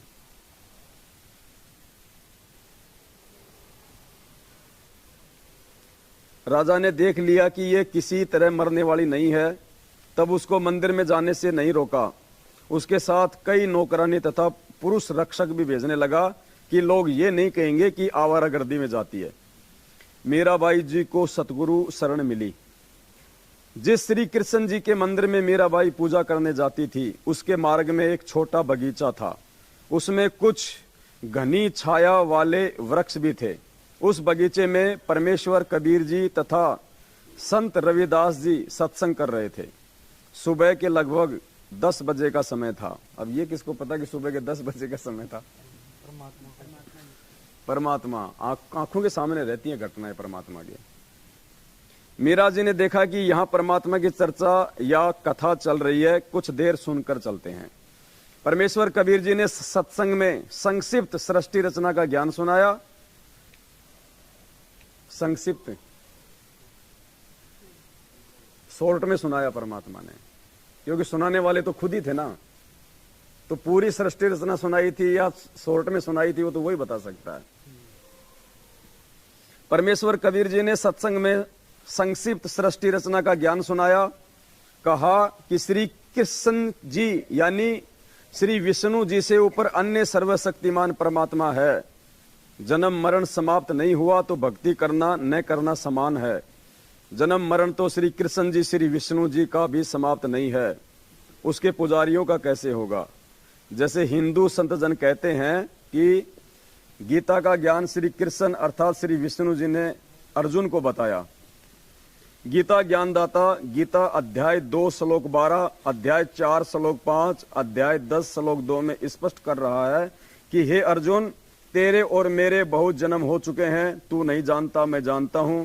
इससे स्वयं सिद्ध है कि श्री कृष्ण जी का भी जन्म मरण समाप्त नहीं है, ये अविनाशी नहीं है। इसलिए गीता अध्याय नंबर 18 श्लोक नंबर 62 में गीता बोलने वाले ने कहा है कि हे भारत, तू सर्वभाव से उस परमेश्वर की शरण में जा, उस परमेश्वर की कृपा से ही तू सनातन परम धाम को तथा परम शांति को प्राप्त होगा। परमेश्वर कबीर जी के मुख कमल से ये वचन सुनकर परमात्मा के लिए भटक रही आत्मा को नई रोशनी मिली। सत्संग के उपरांत मीराबाई जी ने प्रश्न किया कि हे महात्मा जी, आपकी आज्ञा हो तो शंका का समाधान करवाऊं। कबीर जी ने कहा कि प्रश्न करो बहन जी, प्रश्न। हे महात्मा जी, आज तक मैंने किसी से नहीं सुना कि श्री कृष्ण जी से ऊपर कोई और परमात्मा है। आज आपके मुख से सुनकर मैं दोराहे पर खड़ी हो गई हूं। मैं मानती हूं कि संत झूठ नहीं बोलते। परमेश्वर कबीर जी ने कहा कि आपके धार्मिक अज्ञानी गुरुओं का दोष है, जिन्हें स्वयं ज्ञान नहीं कि आपके सदग्रंथ क्या ज्ञान बताते हैं। देवी पुराण के 3 स्कंद में श्री विष्णु जी स्वयं स्वीकारते हैं कि मैं विष्णु, ब्रह्मा तथा शंकर नाशवान है, हमारा जन्म तथा मृत्यु होता है। मीराबाई बोली कि हे महात्मा जी, भगवान श्री कृष्ण जी मुझे साक्षात दर्शन देते हैं, मैं उनसे संवाद करती हूँ। कबीर जी ने कहा कि हे मीराबाई जी, आप एक काम करो, भगवान श्री कृष्ण जी से खुद ही पूछ लेना कि आपसे ऊपर भी कोई मालिक है। वे देवता हैं, कभी झूठ नहीं बोलेंगे। मीराबाई को लगा कि वह पागल हो जाएगी यदि श्री कृष्ण जी से भी ऊपर कोई परमात्मा है तो। पुण्यात्माओं, रात्रि में मीरा जी ने भगवान श्री कृष्ण जी का आह्वान किया। किसका आह्वान किया? कृष्ण जी का। अब देखना कौन प्रकट होता है। त्रिलोकीनाथ प्रकट हुए। अब कौन है असली त्रिलोकीनाथ? जो तीनों लोकों में प्रवेश करके सबका भरण पोषण करता है। क्या हुए? प्रकट हुए। संकेत किया परमात्मा ने कि पूर्ण परमेश्वर कबीर साहिब प्रकट हुए श्री कृष्ण जी रूप में। श्री कृष्ण जी क्यों कहेगा कि मेरे को छोड़ के किसी और के पास चली जा? तो बढ़िया सा मुझे कोई मजदूर मिला हुआ, बढ़िया कमा के दे रहा है, मैं क्यों कहूंगा कि तू उस सेठ के चला जा? तो भगवान स्वयं श्री कृष्ण जी का रूप बना के अपनी आत्मा का भ्रम निवारण करने के लिए स्वयं वहां पे प्रकट हुए। मीरा ने अपनी शंका समाधान के लिए निवेदन किया कि हे प्रभु, क्या आपसे ऊपर भी कोई परमात्मा है? एक संत ने सत्संग में बताया, श्री कृष्ण जी ने कहा कि मेरा परमात्मा तो है, परंतु वह किसी को दर्शन नहीं देता। हमने बहुत समाधि व साधना करके देख ली। मीराबाई जी ने सत्संग में परमात्मा जी से यह भी सुना था कि उस पूर्ण परमात्मा को मैं प्रत्यक्ष दिखाऊंगा, सत्य साधना करके उसके पास सतलोक में भेज दूंगा। मीराबाई जी ने श्री कृष्ण जी से फिर प्रश्न किया, क्या आप जीव का जन्म मरण समाप्त कर सकते हो? श्री कृष्ण जी ने कहा कि असंभव। कबीर जी ने कहा था कि मेरे पास ऐसा भक्ति मंत्र है जिससे जन्म मरण सदा के लिए समाप्त हो जाता है। वह परमात्मा, वह परम धाम प्राप्त होता है, जिसके विषय में गीता जी अध्याय नंबर 15 श्लोक 4 में कहा है कि तत्व ज्ञान तथा तत्वदर्शी संत की प्राप्ति के पश्चात परमात्मा के उस परम धाम की खोज करनी चाहिए, जहां जाने के पश्चात साधक फिर लौटकर संसार में कभी नहीं आते। उसी एक परमात्मा की भक्ति करो। मीराबाई ने कहा कि हे परमात्मा, हे भगवान श्री कृष्ण जी, संत जी कह रहे थे कि मैं जन्म मरण समाप्त कर देता हूं, अब मैं क्या करूं? मुझे तो पूर्ण मोक्ष की चाह है। श्री कृष्ण जी बोले कि मीरा, आप उस संत की शरण ग्रहण करके अपना कल्याण। अगर उसको इतना ही पता था श्री कृष्ण जी को, तो खुद ना उनकी शरण में चला जाता जो मीरा को भेज रहा है। अब गुरु जी कह रहे कहीं पे कोई फ्री में कोई प्लाट बट रहे हो, तो पहले आप भगोगे या अपने नौकर को कहोगे कि तू ले ले। तो जहां मोक्ष बट रहा है, इतनी कोई गारंटी दे रहा है, तो श्री कृष्ण जी कह रहे कि वहां जाके अपना मोक्ष करवा ले। तो खुद क्यों भटकेगा आदमी। मुझे जितना ज्ञान था वह बता दिया। मीरा अगले दिन मंदिर नहीं गई, सीधी संत जी के पास अपनी नौकरानी के साथ जाकर दीक्षा लेने की इच्छा व्यक्त की तथा श्री कृष्ण जी से हुई वार्ता भी संत कबीर जी से साझा की। उस समय छुआछात चरम पर थी। ठाकुर लोग अपने को सर्वोत्तम मानते थे। परमात्मा मान बढ़ाई वाले प्राणी को कभी नहीं मिलता। मान बढ़ाई वाले प्राणी को कभी नहीं मिलता परमात्मा। मीराबाई की परीक्षा के लिए कबीर जी ने संत रविदास जी से कहा कि आप मीरा राठौड़ को प्रथम मंत्र, अब गुरु जी ने देखो उसका गोत्र भी बता दिया, राठौड़ थी वो, राजपूत जाति में राठौड़। ये और कहा कि मीरा राठौड़ को प्रथम मंत्र दे दो, ये मेरा आपको आदेश है। संत रविदास जी ने आज्ञा का पालन किया। संत कबीर परमात्मा जी ने मीरा से कहा कि बहन जी वो बैठे संत जी, उनके पास जाकर दीक्षा ले ले। बहन मीरा जी तुरंत रविदास जी के पास गई और बोली, संत जी दीक्षा देकर कल्याण करो। संत रविदास जी ने बताया कि मीरा बहन, मैं चमार जाति से हूं, आप ठाकुरों की बेटी हो, आपके समाज के लोग आपको बुरा भला कहेंगे, जाति से बाहर कर देंगे, आप विचार कर लें। मीराबाई अधिकारी आत्मा थी, परमात्मा के लिए मर मिटने के लिए सदा तत्पर रहती थी। बोली, संत जी आप मेरे पिता, मैं आपकी बेटी, मुझे दीक्षा दो। भाड़ में पड़ो संसार, कल को मैं कुतिया बनूंगी, तब ये ठाकुर समाज मेरा क्या बचाव करेगा। सत्संग में बड़े गुरुजी कबीर जी ने बताया है कि कबीर कुलकर्णी के कारण हंसा गया बिगोय, तब ये कुल क्या कर लेगा जब तू चार पाया का होए। चार पाया का यानी जानवर, उस समय क्या करेगा, ये तेरा समाज है, इसकी इज्जत रही है। शब्दार्थ, कबीर परमेश्वर जी सतर्क कर रहे हैं कि हे भगत, स्त्री पुरुष जो कुल परिवार व संसार की शर्म के कारण भक्ति नहीं करते, कहते हैं कि घर परिवार वाले व संसार के व्यक्ति मजाक करेंगे कि नाम दीक्षा लेकर दंडवत प्रणाम करते हो, अन्य देवी देवताओं की पूजा नहीं करते हो, श्राद्ध पिंडदान नहीं करते हो, तुम्हें शर्म आनी चाहिए। उन्होंने अपना मानव जीवन नष्ट कर लिया। भक्ति न करने से जब चार पैर के पशु यानी गधे, कुत्ते, सूअर, बैल आदि बनोगे, तब ये कुल व परिवार के व्यक्ति क्या बचाव करेंगे। भक्ति ने बचाव करना था, वह की नहीं, इसलिए भक्ति करो। संत रविदास जी उठकर संत कबीर जी के पास गए और सब बात बताई। परमात्मा बोले कि देर ना कर, ले आत्मा को अपने पाड़े में। उसी समय संत रविदास जी ने बहन मीरा को प्रथम मंत्र केवल 5 नाम दिए। ये 5 नाम शरीर में बने कमलों को खोलने वाले हैं, राधा स्वामी पंथ वाले नहीं हैं, तथा न दामा खेड़े वाले गद्दी से दिए जाने वाले हैं। उनसे भिन्न मोक्ष के सहयोगी मंत्र हैं। मीराबाई को बताया कि ये इनकी पूजा नहीं है, इनकी साधना है। इनके लोक में रहने के लिए, खाने पीने के लिए जो भक्ति धन चाहिए वह इन मंत्रों से मिलता है। यहाँ का ऋण उतर जाता है, फिर मोक्ष के अधिकारी होते हैं। परमात्मा कबीर जी तथा संत रविदास जी वहाँ 1 महीना रुके।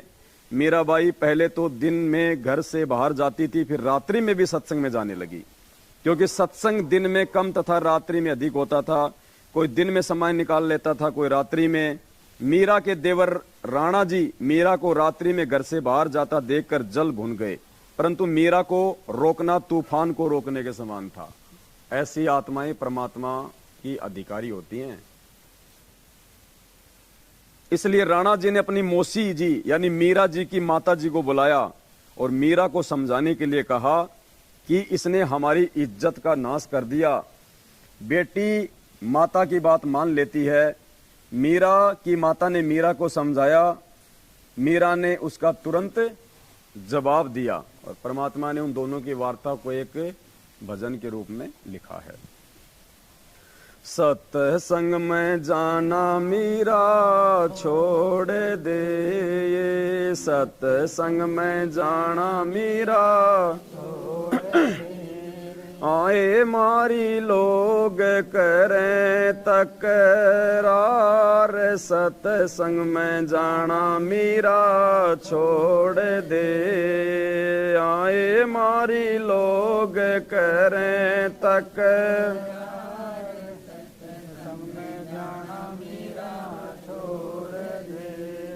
अब मीरा बाई क्या बोली, सत्संग में जाना मेरा ना छूटे री, सत्संग में जाना मेरा हाय चाहे जड़ के मरो सन सार, सत्संग में जाना मेरा ना छूटे री, आए चाहे जड़ के मरो सत्संग में जाना मेरा ना, थारे सत्संग के राय में ये, थारे सत्संग के राह में आए वापे रहते हैं काले नाग, कोई कोई नाग तने डस लेवे, आए वापे रहते हैं काले नाग, कोई कोई नाग तने डस, जब गुरु मारे मेरे करें री, जब गुरु मारे मेरे आए वे तो सर्प गंडे वे बने जावे, सत्संग में जाना मेरा ना, आए वो तो सर्प गंडे वे बने जावे, सत्संग में जाना मेरा ना, थारे सत्संग के राह में ही, थारे सत्संग के राह आए वापे रहते हैं बबरी शेर, कोई कोई शेर तने खा लेवेगा, आए वापे रहते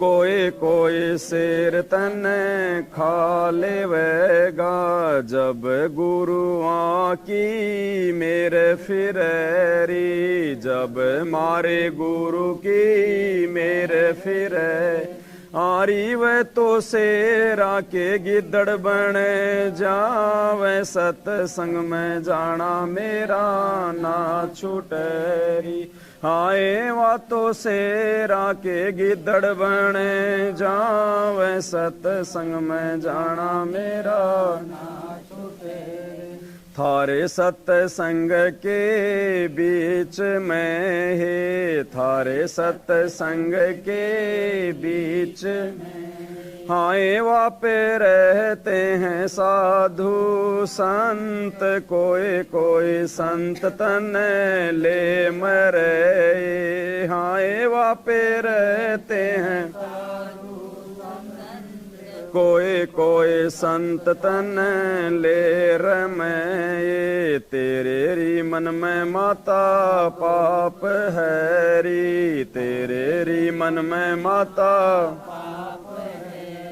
संत मेरे माँ बाप हैं री, संत मेरे माँ हारी, ये तो कर देंगे बेड़ा पार, सत्संग में जाना मेरा ना छूटेरी, हारी ये तो कर देंगे बेड़ा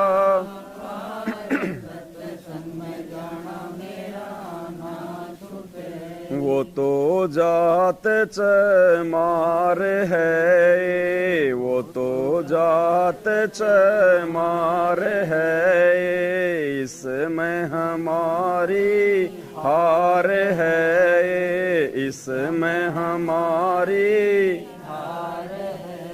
तेरे री लेख माता चमार है री, तेरे री लेख माता चमार, मेरा सिर जन हार है री, मेरा सिर जन हारी, वे तो मीरा के गुरु रविदास, सत्संग में जाना मेरा ना छूटेरी, हारी वे तो मीरा के गुरु रवि, सत्संग में जाना मेरा ना, सत्साही छोड़ सतगुरु रामपाल जी भगवान की जय हो। सतगुरु रामपाल जी भगवान की जय हो। बंदी छोड़ सतगुरु रामपाल जी भगवान की जय हो। मीराबाई की माता ने कहा कि हे मीरा, तू सत्संग में जाना बंद कर दे, संसार के व्यक्ति हमारे विषय में गलत बातें करते हैं। मीरा ने कहा कि हे माता, मैं सत्संग में जाना बंद नहीं करूंगी, संसार भले ही ईर्ष्या की आग में जलकर मर जाए। माता ने मीरा को भय कराने के लिए बताया कि जिस रास्ते से तू रात्रि में सत्संग सुनने के लिए जाती है, उस रास्ते में सर्प तथा सिंह रहते हैं, वे तुझे मार देंगे।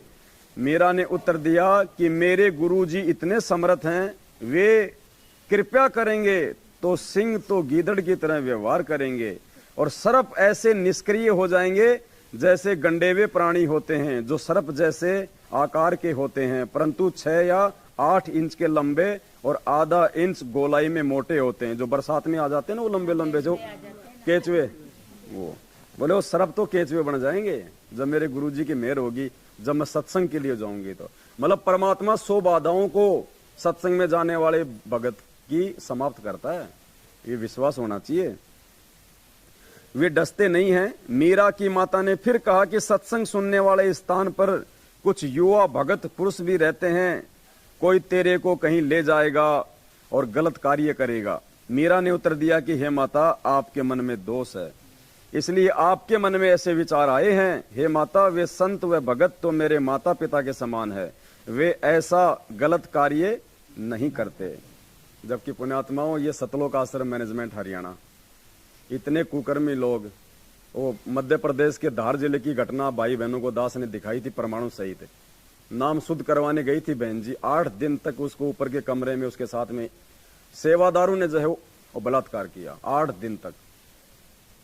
और बाद में जब इस बात का पता चला तो कोर्ट में ले जाकर एफिडेविट लिखवा लिया कि इन दोनों को आपस में प्यार हो गया था। वो 2 बेटों का बाप और वो 3 बच्चों की माँ, और आपस में नामदान पे प्यार हो गया उनको। और पुण्यात्मा 1.5 साल के बाद में, दास ने कहा था ना कि इनकी दुर्गतियां होंगी, 1.5 साल के बाद में, अभी दास ने वीडियो बनाया था 1.5 महीने पहले, ट्रैक्टर ट्रॉली के नीचे दब के मरा वो एक्सीडेंट में। ये हाल है इनका। हे माता, वे संत व भगत तो मेरे माता पिता के समान है, वे ऐसा गलत कार्य नहीं करते। मीरा की माता ने छुआछात के कारण मीरा को रोकना चाहा, कहा कि मीरा, तेरा गुरु रविदास तो अनुसूचित जाति का चमार है, इससे हम राजपूतों की बेइज्जती हो रही है, सत्संग में जाना बंद कर दे। मीरा ने कहा कि हे माता, आपके विचार से मेरे गुरुजी अनुसूचित जाति के चमार हैं, मेरे लिए तो मेरे परमात्मा हैं, मैं उनकी बेटी, वे मेरे पिता हैं, सत्संग में जाना बंद नहीं होगा। कुछ वर्ष के बाद अपने देवर के अत्याचारों से परेशान होकर घर त्याग कर वृंदावन में चली गई। अपने आत्माओं, ध्यान से सुनना, ये 3-4 लाइनें आंखें खोलने वाली हैं। उन भाई बहनों को आज अगर वो लाइव देख रहे हैं, उनको शर्म आ जानी चाहिए। जब दास बोल रहा था कि मीरा पार नहीं हुई और वो कह रहे थे कि तू गुरुजी से बड़ा है क्या, दास ने कहा कि उनसे बड़ा तो सृष्टि में कोई नहीं है, ये उन्हीं के सत्संगों का सार दास आपको बता रहा है। कितना विरोध किया था उन लोगों ने जब दास ने कहा था कि मीराबाई पार नहीं हुई, मीराबाई पार नहीं हुई। ये नकली मीरा तो अभी बाद में मिली हमारे को, ये वो विद्या तो हमारे को बाद में मिली है, उससे पहले की बातें हैं जब दास कहा करता था। लेकिन दास को विश्वास था अपने भगवान पे कि परमात्मा धरती पे है, बिचली पीढ़ी इसलिए चुनी भगवान ने। केवल उस समय तो उनकी बैटरी चार्ज की थी परमात्मा ने, पार होने के लक्षण नहीं थे उनके। जो मीरा अंतिम समय में श्री कृष्ण जी की मूर्ति में समा रही है, वो काहे की पार हो जाएगी। परमात्मा कहते हैं जहां आशा तहां बासा होई, मन कर्म वचन सुमरियो सोई। कुछ वर्ष के पश्चात अपने देवर के अत्याचारों से परेशान होकर मीरा घर त्याग कर वृंदावन में चली गई।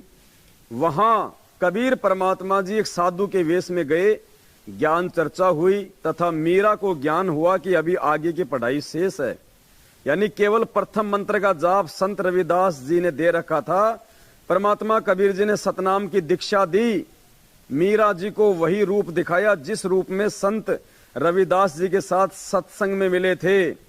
अब देखो क्या लिखा गुरु जी ने, मीरा जी का फिर मानव जन्म अब वर्तमान के भक्ति युग में होगा। बंदी छोड़ सतगुरु रामपाल जी। ये पवित्र ग्रंथ मुक्ति बोध, जूम करो भगत जी, ये मुक्ति बोध है, सतगुरु रामपाल जी भगवान जी के द्वारा लिखित है। पेज नंबर 213 है। और भाई बहनों को यहां से दिखाओ भगत जी, यहां से दिखाइए भाई बहनों को। मीरा जी को वही रूप दिखाया जिस रूप में संत रविदास जी के साथ सत्संग में मिले थे। आगे क्या लिखा गुरु जी ने? मीराबाई जी का फिर मानव जन्म अब वर्तमान के भक्ति युग में होगा। तीनों नाम की दीक्षा मिलेगी। मोक्ष उसकी मर्यादा पर निर्भर करेगा। फाइनल नहीं कहा परमात्मा ने कि अब की बार भी पार हो जाएगी। क्या कहा परमात्मा ने? मोक्ष उसकी मर्यादा पर निर्भर करेगा। तो पुण्यात्माओं, भगवान ने उसको मौका दिया था, साथ संगति से जोड़ दिया था। अपनी गलतियों के कारण भाग गई साथ संगति से। और दास ने पहले कह दिया कि जो साथ संगति में आके साथ संगति से भाग गया, परमात्मा इस जन्म में भी उस आत्मा को पार नहीं करेगा, चाहे कितने पैर पीट ले। अब वो विद्या देवी चाहे कितने पैर पीट के वापस साथ संगति में आ जाओ, अब परमात्मा उसको स्वीकार नहीं करेगा। क्योंकि परमात्मा ने हमारे सबको दो मौके दिए। एक मौका हमने बरवाला कांड में खो दिया था, दूसरा मौका भगवान ने साथ संगति से जोड़ के दिया। और साथ संगति से जुड़ के जो निकम्मी आत्मा दूर चली जाएगी, पुण्यात्माओं, इस जन्म में तो कम से कम उसका मोक्ष संभव नहीं है। तो परमात्मा ने क्या कहा कि वर्तमान में उसका जन्म होगा, तीनों मंत्रों की दीक्षा मिलेगी। और फिर क्या कह रहे हैं गुरुजी? मोक्ष उसकी मर्यादा पे निर्भर करेगा। इस फाइनल नहीं कहा कि पार हो जाएगी, मोक्ष उसकी मर्यादा पे निर्भर करेगा। तो पुण्यात्माओं, इस चक्कर में मत पड़ा करो, इस बहम में मत रहना कि इसको सार नाम मिल गया, ये बहुत बड़ा भगत है। मर्यादा प्रथम है, मर्यादा। बिना मर्यादा के बिल्कुल 1% भी परमात्मा जबरदस्ती नहीं लेके जाएगा। मोक्ष उसकी मर्यादा पर निर्भर करेगा। यदि आजीवन विश्वास के साथ मर्यादा में रहकर तीनों नामों का जाप करती रही तो मोक्ष निश्चित है। अब बताओ उसका कहां से मोक्ष हो जाएगा? बरवाला कांड के बाद वो मीराबाई वो सारे मंत्र लेके, और 3 साल तक वो कहां रही पता आपको? अमृतसर के गुरुद्वारा, क्या नाम उसका, वो सरवण मंदिर। 3 साल तक बरवाला कांड के बाद। और ऐसे नहीं रही वहां पे, वो चोटा रख के, वो सफेद वो पूरा वो छज्जा लगा के, वो चाकू रख के, पूरी व्हाइट कलर की वो ड्रेस पहन के, यहां तक कि वो सिलवार पहन के ऊंची वाली, हाथ में वो कपड़ा पहन के। और क्या कहा उसने पता है? मैंने अमृत छका वहां, अमृत। तो संत रामपाल जी क्या फिर वो जहर दे रहे थे आपको जब तुझे वहीं जाके अमृत मिला है? तो पुण्यात्माओं, गुरु जी कह रहे कि मर्यादा पे निर्भर करेगा मोक्ष। तो मर्यादा तो उसने तोड़ दी अपनी। गुरु को तजे भजे जो आना, ता पशुओं को फोकट ज्ञाना। तो पुण्यात्माओं, इन आत्माओं के चक्कर में मत रहना। उसको परमात्मा ने साथ संगति से इसलिए जोड़ा था कि मेरी आत्माओं को ये हकीकत का पता चले। और अचानक से जब मालूम पड़ेगी वो उसकी आत्मा, क्योंकि आने वाले समय में तो सब मालूम पड़ेगा, तो हम एक दूसरे के ऊपर आसक्त ना हो जाएं, आश्रित ना हो जाएं। दिखा दिया परमात्मा ने, देख लो, भगवान ने दूसरा मौका दिया इसको, फिर भी ठोकर मार दी उसने परमात्मा को। तो पुण्यात्माओं, हमने शिक्षा लेनी है ऐसी आत्माओं से कि भगवान ऐसी गलती हमसे ना हो जाए। बाढ़ में जाए मीरा की आत्मा, बाढ़ में जाए नानक की आत्मा। परमात्मा, हम जो भी आत्मा है, परमात्मा हमें पार करो आप। मोक्ष उसकी मर्यादा पे निर्भर करेगा। यदि आजीवन विश्वास के साथ मर्यादा में रहकर तीनों नामों का जाप करती रही तो मोक्ष निश्चित है। वृंदावन में मीरा की आस्था श्री कृष्ण जी में कुछ थी, इसलिए उसने वृंदावन में जाने का विचार किया था। ये जितने भी भगत कह रहे हैं ना, मैं छुडानी घूम के आ रहा हूं, छुट्टी पड़ रही है, मैं मगर जाऊंगा, मैं वृंदावन घूम के आऊंगा, मैं जगन्नाथ घूम के आऊंगा। देख लो क्या कह रहे हैं गुरु जी। उसने वृंदावन जाने का फैसला इसलिए किया था मीरा ने, क्योंकि कबीर परमात्मा की भक्ति लेने के बाद भी उसकी आस्था श्री कृष्ण जी में थी। तो पुण्यात्मा, ये जितने भी भाई जो ये जा रहे हैं ना इधर उधर, विचार कर लेना तुम कहां मर्यादा में हो। कई कह रहे 4 दिन की छुट्टी ऑफिस की, मनाली घूम के आऊंगा, मैं कुल्लू घूम के आऊंगा। पुण्यात्मा परमात्मा शब्द पकड़ता है एक एक, वो अंतर्यामी है, अंदर की सोच पकड़ेगा। कल या परसों, ये तो दासा पढ़ रहा है, कल या परसों एक भाई का बंगाल से फोन आया था, शायद आज या कल आया था, अनुपदेशी है, संकल्प भी नहीं लिया उसने, रो रहा था बेचारा कि भगत जी आपकी वीडियो देख कर हमें तो भगवान का मालूम पड़ गया। तो मैंने कहा कि भाई हम जो है मतलब बंगाल की तरफ भी आएंगे हम, वो सिलीगुड़ी का था। बोला भगत जी आओ आओ, बोले हम आपको सिलीगुड़ी घुमाएंगे। मैंने कहा भाड़ में कोई सिलीगुड़ी, हाँ मैंने कहा मैं घूमने के लिए नहीं आ रहा भाई जी, साथ संगति के लिए आऊंगा। हाँ मेरे को घूमने के लिए नहीं आ रहा, हमने तो सतलोक जाके घूमना, भाड़ में जाए यहाँ का घूमना।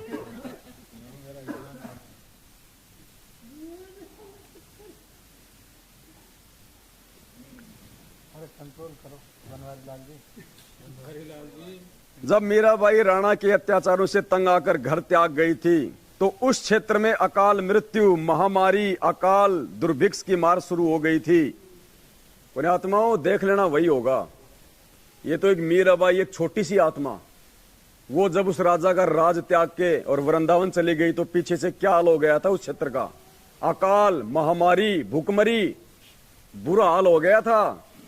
आज तो भगवान जेल में बैठा है, इस देश का क्या होगा देख लेना। अभी ऐसे नहीं आने वाले गुरुजी जेल से बाहर 2 महीने में, 3 महीने में आ जाएंगे, नहीं।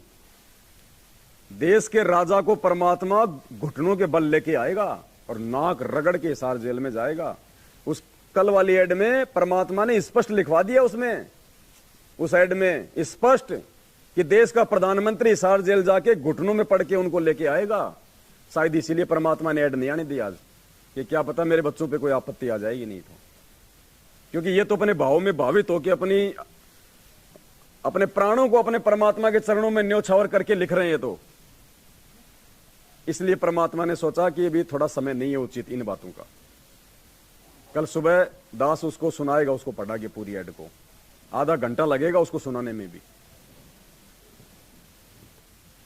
जब मीराबाई राणा के अत्याचारों से तंग आकर घर त्याग गई थी तो उस क्षेत्र में अकाल मृत्यु, महामारी, दुर्भिक्ष की मार शुरू हो गई थी। ज्योतिषियों ने बताया कि आपके नगर से संत रुष्ट होकर चला गया है, जिस कारण से यह उपद्रव हो रहा है। समाधान बताया कि वह संत जीवित मिल जाए और वापस मनाकर प्रसन्न करके लाया जाए तो वह आशीर्वाद देकर सब ठीक कर सकता है। क्या समाधान बताया कि भैया उसको जाके उसके पैर पकड़ के उसको प्रसन्न करके अगर वो वापस आ जाए तो तेरे राज्य में सुख शांति हो सकती है, अन्यथा नहीं। और एक बहन का फोन आया था 3-4 दिन पहले राहुल भगत जी के पास में। उस बहन ने कहा कि भगत जी मैंने पवन भगत जी का वीडियो तो बाद में देखा, मेरे को उससे पहले गुरुजी ने सपन में दिखा दिया कि नरेंद्र मोदी हिसार जेल में गुरुजी के पैर पकड़ रहा जा जाके। बोला पवन भगत जी का वीडियो तो मैंने उसके बाद में जाके देखा है। तो परमात्मा पुण्यात्मा जो बुलवा रहे हैं दास से एक एक चीज, मुझे नहीं पता मैं क्या बोल रहा हूं, बिल्कुल मंदबुद्धि, पागल, मूर्ख, लेकिन परमात्मा बुलवा रहा है, बस मुझे इतना विश्वास है। और एक एक चीज इस दास के मुख से बोली गई सत्य साबित होगी आने वाले समय में। जैसे मीराबाई वाला प्रकरण आज आपने देख लिया होगा, मुझे भी नहीं पता था। 2-4 दिन पहले किसी भगत ने भेजा, बोलो भगत जी प्रमाण देखो यहाँ पे। मेरा तो रोम रोम खड़ा हो गया, कैसे परमात्मा अपने भगत की जुबान की लाज रखता है। समाधान बताया कि वह संत जीवित मिल जाए और वापस मनाकर प्रसन्न करके लाया जाए तो वह आशीर्वाद देकर सब ठीक कर सकता है। राणा ने अपने सभापतियों से प्रश्न किया कि ऐसा कौन संत था जो रुष्ट होकर चला गया, क्योंकि वो तो मीरा को संत मानता ही नहीं था। राणा का चाचा, मीरा का चाचा ससुर भवन सिंह राणा का महामंत्री था तथा परमात्मा का भगत था। मीराबाई के साथ भौम ने भी संत रविदास जी से नाम लिया था। भौम को एक नौकर राजा ने दे रखा था, उस नौकर ने भी उस समय संत रविदास जी से नाम लिया था। वे पहले मीरा के साथ बैठकर परमात्मा की घंटों चर्चा किया करते थे। भवन मीरा को बेटी की तरह तथा साध्वी की तरह सम्मान देता था, परंतु अत्याचारी भतीजे राजा से डरता था। मीरा को सांत्वना देता था कि भक्तों का भगवान रक्षक है। मीरा के चले जाने के पश्चात भवन तथा नौकर बहुत रोते थे, याद करते थे। भौम ने राजा को बताया कि मीरा संत थी, वह चली गई, इस कारण से यह सब अनिष्ट हो रहा है। राणा ने कहा कि उसे कौन ला सकता है, मैं कभी भी उसे कष्ट नहीं दूंगा, प्रतिज्ञा करता हूं। 2 सिपाही जो मीरा की निगरानी के लिए छोड़ रखे थे। मीरा के साथ छाया की तरह साथ रहने का आदेश राणा ने दे रखा था। मीरा की प्रत्येक गतिविधि पर नजर रखने को कहा था। दोनों मीराबाई से ज्ञान चर्चा सुना करते थे, उनके कष्ट में रोया करते थे, कहते थे कि बहन विश्वास रखो, परमात्मा सब देख रहा है। मीरा के अचानक चले जाने से उसकी दशा भी खराब थी, घंटों रोते थे। उन दोनों ने खड़ा होकर सभा में कहा कि हम मीरा को लौटा ला सकते हैं यदि जिंदा मिल गई तो। राजा ने कहा यदि नहीं आई तो क्या करोगे? वे बोले कि हम भी लौटकर नहीं आएंगे। दोनों मीराबाई जी की खोज में निकले। पता चला कि बहुत सारे साधु संत स्त्री पुरुष वृंदावन में रहते हैं। वहां मीराबाई मिल गई, लौट चलने की प्रार्थना की। बताया कि राजा के राज में उपद्रव हो रहे हैं। ब्राह्मणों ने बताया कि मीरा वापस आएगी तो सब ठीक होगा। राणा ने कहा कि आगे से मीरा को कोई कष्ट नहीं दूंगा, आप चलो। मीरा ने कहा कि भाई अब नहीं जाऊंगी। उन्होंने कहा यदि आप नहीं चलोगी तो हम प्रतिज्ञा करके आए हैं, यदि मीरा जीवित मिल गई तो हमारी बात को मान लेगी। राणा ने कहा था यदि नहीं आई तो क्या करोगे? हमने कहा कि हम भी नहीं आएंगे। बहन जी हमारे परिवार की ओर देख कर चलो। मीराबाई बोली यदि मैं संसार छोड़ गई होती तो भी लौट कर जाते। सिपाहियों ने कहा कि फिर तो लौटना ही था। उसी समय मीरा जी ने एक तारा वाला यंत्र हाथ में उठाया, परमात्मा की स्तुति करने लगी। आंखों से प्रेम के आंसू बहने लगे। उसी समय श्री कृष्ण जी की मूर्ति में समा गई। अब भाई एक तारा लेके मंत्र तो किए नहीं जा सकते, एक तारा लेके तो श्री कृष्ण जी को याद किया जा सकता है। दोनों नौकरों ने लौटकर राणा को सभा में बताया। उस समय राजा अपने महामंत्री भवन के साथ शिकार खेलने जाने वाले थे। भौम तलवार तीर लेकर तैयार था। उसके घोड़े को भगत नौकर पकड़कर खड़ा था। भवन मंत्री सभा में बैठा था। नौकरों से राजा ने प्रश्न किया कि मिली मीरा? नौकरों ने कहा कि मिली थी, मना कर दिया। भगवान की मूर्ति में समा गई। राजा अहंकारी था। उसने कहा कि बाहर जाकर चरित्रहीन हो गई होगी, मुसलमान खत्म कर लिया होगा, इसलिए धरती में गड़ गई। जब मानता वो संत थी, ऊपर आकाश में स्वर्ग में जाती। उस समय भवन भगत खड़ा हुआ और बोला हे अपराधी, उस देवी के लिए ऐसे कटे जले शब्द ना बोल। यदि वह ऊपर चली जाती तो भी तूने नहीं मानना था, तेरा पाप नहीं मानने देता। मैं जा रहा हूं, स्वर्ग में देख ले। भौम सबके सामने घोड़े पर सवार हो गया। तलवार भी हाथ में थी। घोड़ा ऊपर को उठने लगा तो नौकर रोने लगा कि हे मालिक, मैं अकेला इस अन्यायी के राज्य में नहीं रह सकूंगा, मुझे भी साथ में ले चलो। यूं कहते कहते नौकर भगत ने घोड़े की पूंछ पकड़ ली। वह भी घोड़े से लटका ऊपर चल दिया। घोड़े जोड़े जूतों व गुलाम नौकर सहित सब भवन स्वर्ग चला गया। और एक सत्संग में कहा था पुण्यात्माओं गुरुजी ने कि पुण्यात्माओं विश्वास के साथ भक्ति करना, सह शरीर जाओगे, सह शरीर। जो अपने भगत को सह शरीर भेजने की बात कहता है, पुण्यात्माओं देख लेना ये कबीर परमात्मा सह शरीर ही जाएगा और पूरी दुनिया को दिखा के जाएगा। तब लोग रोएंगे पीछे से कि ये भगवान था। छोड़ सतगुरु रामपाल जी, वरना हजारों साल ये मार्ग ऐसे नहीं चलेगा। हजारों साल ये मार्ग ऐसे नहीं चलेगा परमात्मा की गैर हाजिरी में। सह शरीर जाएंगे परमात्मा, सह शरीर, इस वचन को नोट कर लेना। हमें विश्वास है, विश्वास के बलबूते पे भक्ति चलती है, ड्रामेबाजी में भक्ति नहीं चलती है। अगर भगवान मान लिया तो भगवान भगवान वाले काम करेगा। फिर विशेष एक नित्यानंद जी महाराज गांव माजरा जिला रोहतक में जटेला तालाब पर साधना किया करते थे।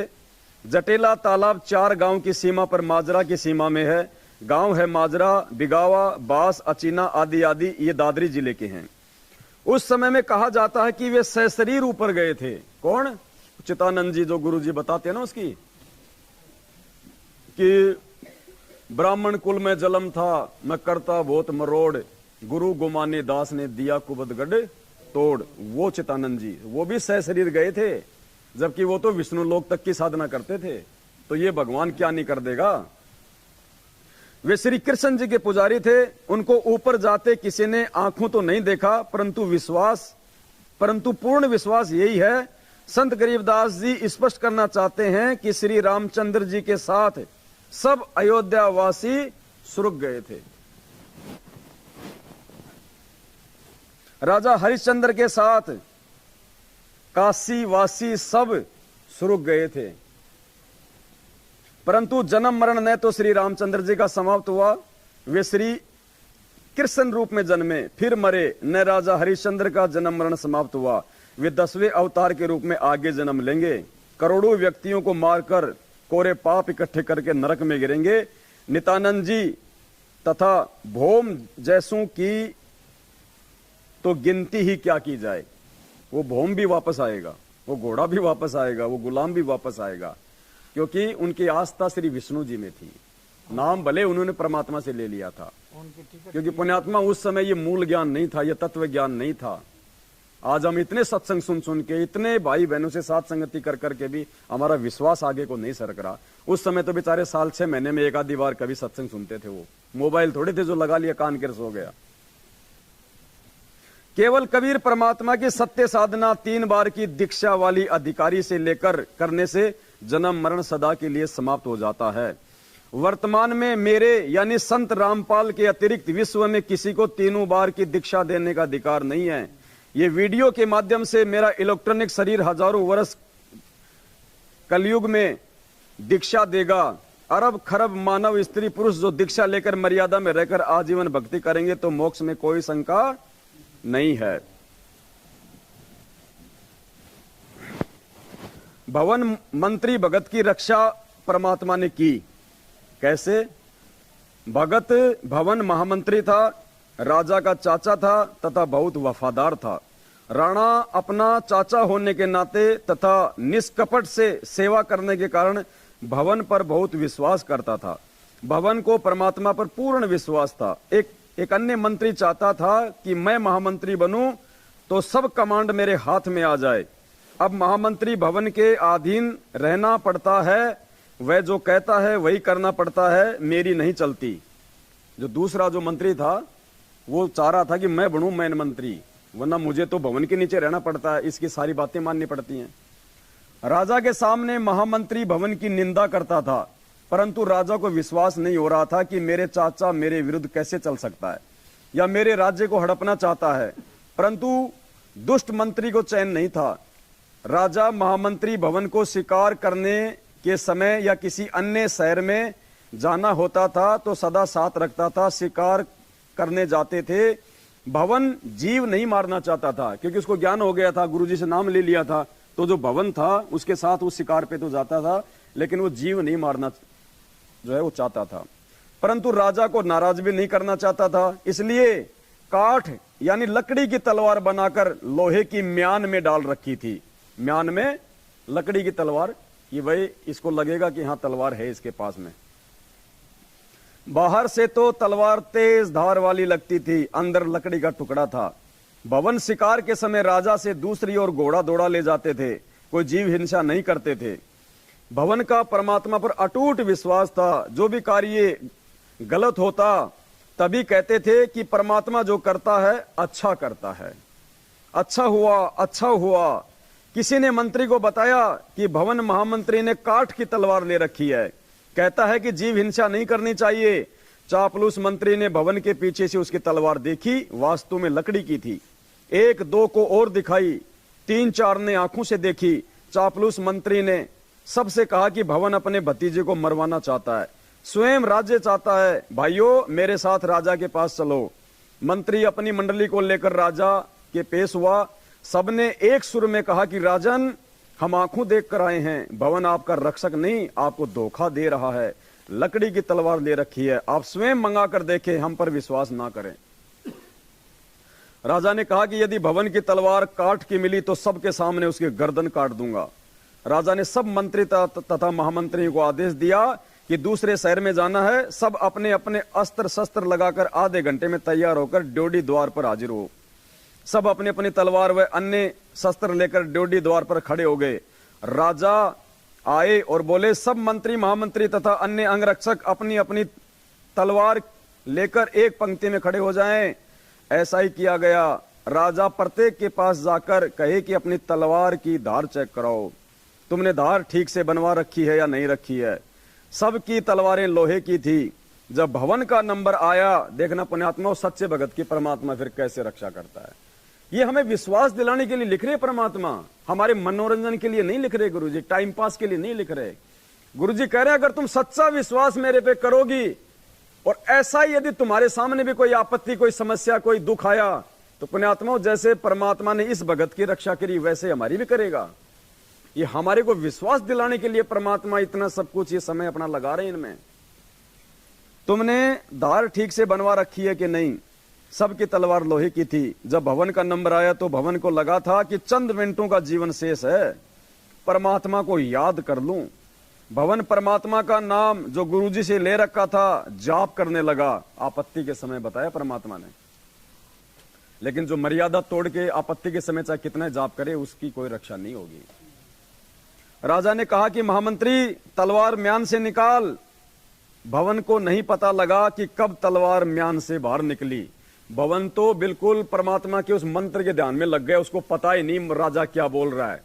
परमात्मा ने खुद तलवार निकाली। उस समय परमात्मा ने भवन को तो गायब कर दिया, जैसे राम रावण के युद्ध के समय राम को गायब कर दिया और खुद राम रूप बना के वहां उसके तीर मारा। जाप करने लगा। राजा ने कहा कि महामंत्री म्यान से तलवार निकाल। भवन को नहीं पता लगा कि कब तलवार म्यान से बाहर निकली। वह तो अंतिम श्वास ले रहा था। जो ही भवन ने पूरे वेग के साथ तलवार म्यान से बाहर निकाली तो तलवार लोहे की थी। बंदी छोड़ सतगुरु रामपाल जी। उसकी चमक आंखों को ऐसे लग रही थी जैसे आकाशीय बिजली का चमका लगा हो। देखने वाले जो आंखों देख चुके थे कि भवन की तलवार लकड़ी की थी, उनको अपनी आंखों पर भरोसा नहीं हो रहा था। इस घटना के पश्चात भवन की आस्था परमात्मा में पूर्ण रूप से दृढ़ हो गई, परंतु दुष्ट मंत्री बाज नहीं आया। परमात्मा जो करता है अच्छा करता है। अब ये देखो, आज हमें परमात्मा विश्वास दिला रहे हैं कि बच्चों कोई बात नहीं, आज अगर अखबार में इन दुष्टों ने तुम्हारी ऐड नहीं आने दी तो कोई बात नहीं, परमात्मा जो करता है अच्छा करता है। एक दिन राजा व महामंत्री कहीं जाने की तैयारी में खड़े थे। राजा मंत्रियों से बातें भी कर रहा था तथा तलवार को निकालकर उसकी धार देखने लगा।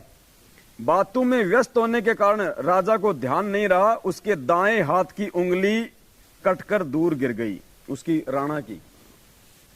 राजा को जोर की पीड़ा हुई।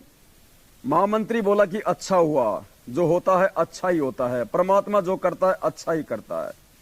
उस दिन राजा को लगा कि वास्तव में महामंत्री के मन में दोष है, ये मेरा अहित चाहता है। चापलूस मंत्री को मौका मिल गया। राजा के लिए वैद्य बुला कर लाया। कहने लगा, हे राजन, देख लिया आपने, सुन लिया अपने कानों से। राजा ने आदेश दिया कि महामंत्री को जेल में डाल दो। चापलूस मंत्री को महामंत्री बना दिया। 6 महीने में राजा की उंगली का जख्म भर गया। राजा के दाएं हाथ में केवल 3 उंगलियां थी। नए महामंत्री को साथ लेकर राजा शिकार करने गया। जंगल में शिकार के पीछे घोड़े दौड़ा रखे थे। राजा तथा महामंत्री दोनों सेना से दूर गहरे जंगल में चले गए। आगे कुछ जंगली व्यक्ति मिले, उन्होंने दोनों को घेर लिया तथा पकड़कर रस्सों से बांधकर घर ले गए। जंगली व्यक्तियों ने देवी को नर बलि चढ़ाने का संकल्प कर रखा था। पुरोहित को बताया कि 2 व्यक्ति पकड़कर लाए हैं। पुरोहित ने कहा कि बहुत अच्छी बात है, दोनों की बलि चढ़ा देंगे, देवी अति प्रसन्न होगी, परंतु जांच करो कि इनका कोई अंग भंग तो नहीं है। जांच करने पर पाया कि एक व्यक्ति की एक अंगुली नहीं है, कटी हुई है। पुरोहित बोला कि जिसकी उंगली कटी हुई है उसे जाने दो, वह बलि के योग्य नहीं है, दूसरे को तैयार करो। देखते देखते चापलूस मंत्री का सिर काटकर पत्थर की मूर्ति पर चढ़ाकर फिर पकाकर खाने के लिए जाने लगे। राजा तेजी से भागा, सीधा जेल में गया जहां महामंत्री बंद था। उसे कैद मुक्त किया तथा आप बीती बताई और कहा कि आप ठीक कह रहे थे कि जो होता है अच्छा होता है। यदि उस दिन मेरी उंगली नहीं कटी होती तो आज मेरी मौत होती। राजा ने महामंत्री से प्रश्न किया कि मेरी उंगली कटी तो मेरी जान बची, मेरे लिए तो अच्छा हुआ, परंतु आपको 6 महीने की कैद का कष्ट भोगना पड़ा आपके लिए क्या अच्छा हुआ? महामंत्री ने कहा कि 6 महीने की कैद से मेरी भी जान बच गई। यदि मैं कैद में ना होता तो आपके साथ जंगल में जाता, उस मंत्री की जगह मेरी बलि चढ़ती।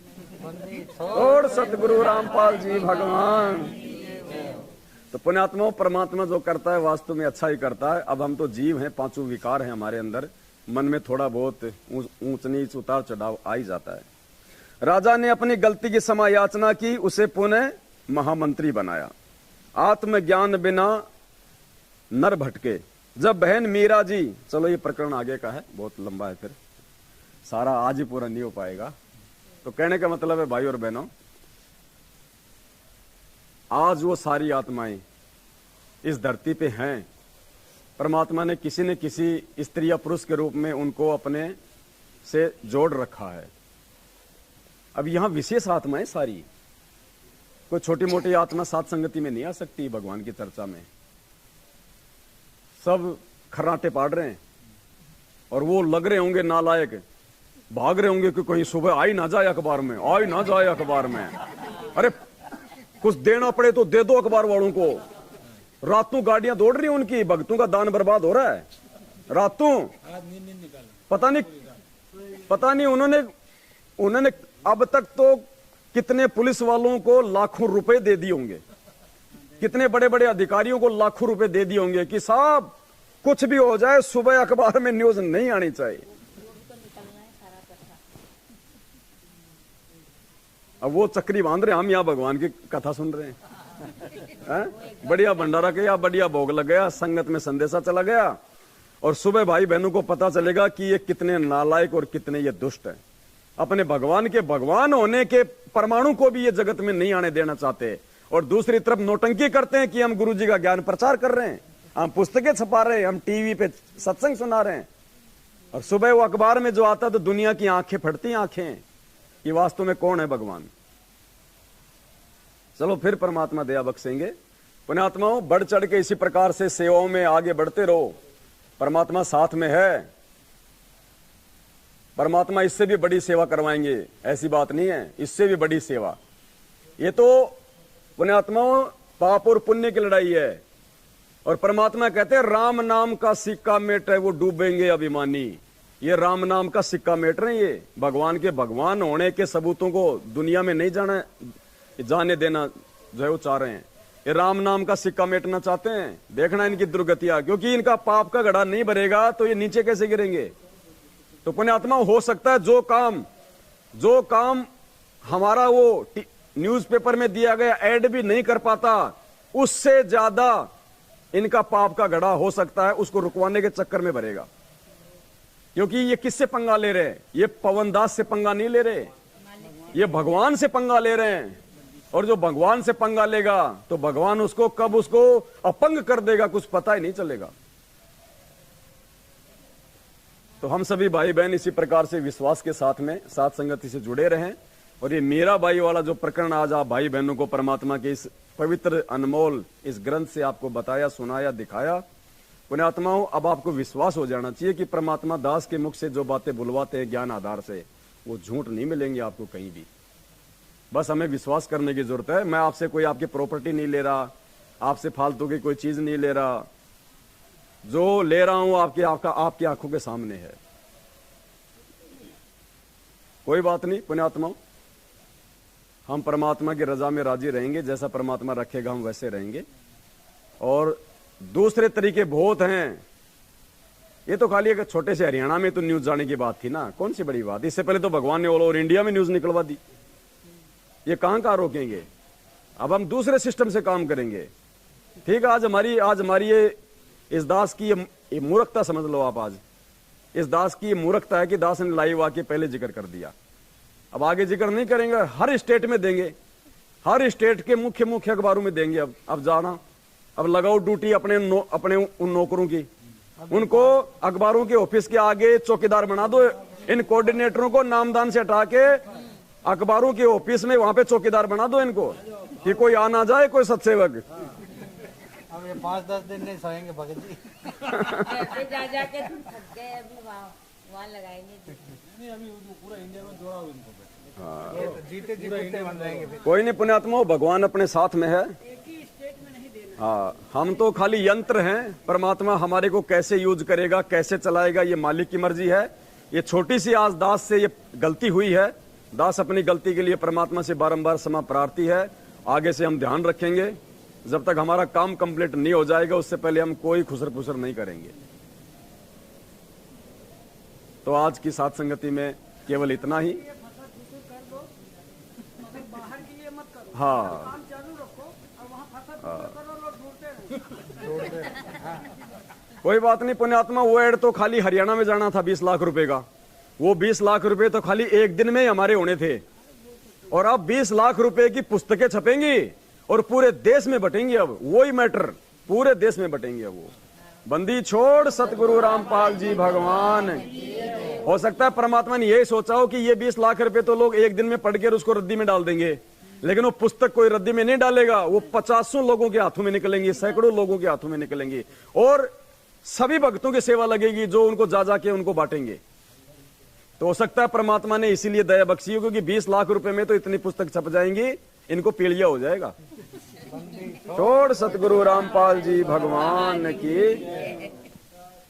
तो आज की साथ संगति में केवल इतना ही। बाकी भाई बहन आपस में मिलकर अपनी चर्चाएं करते रहेंगे। सत साहिब।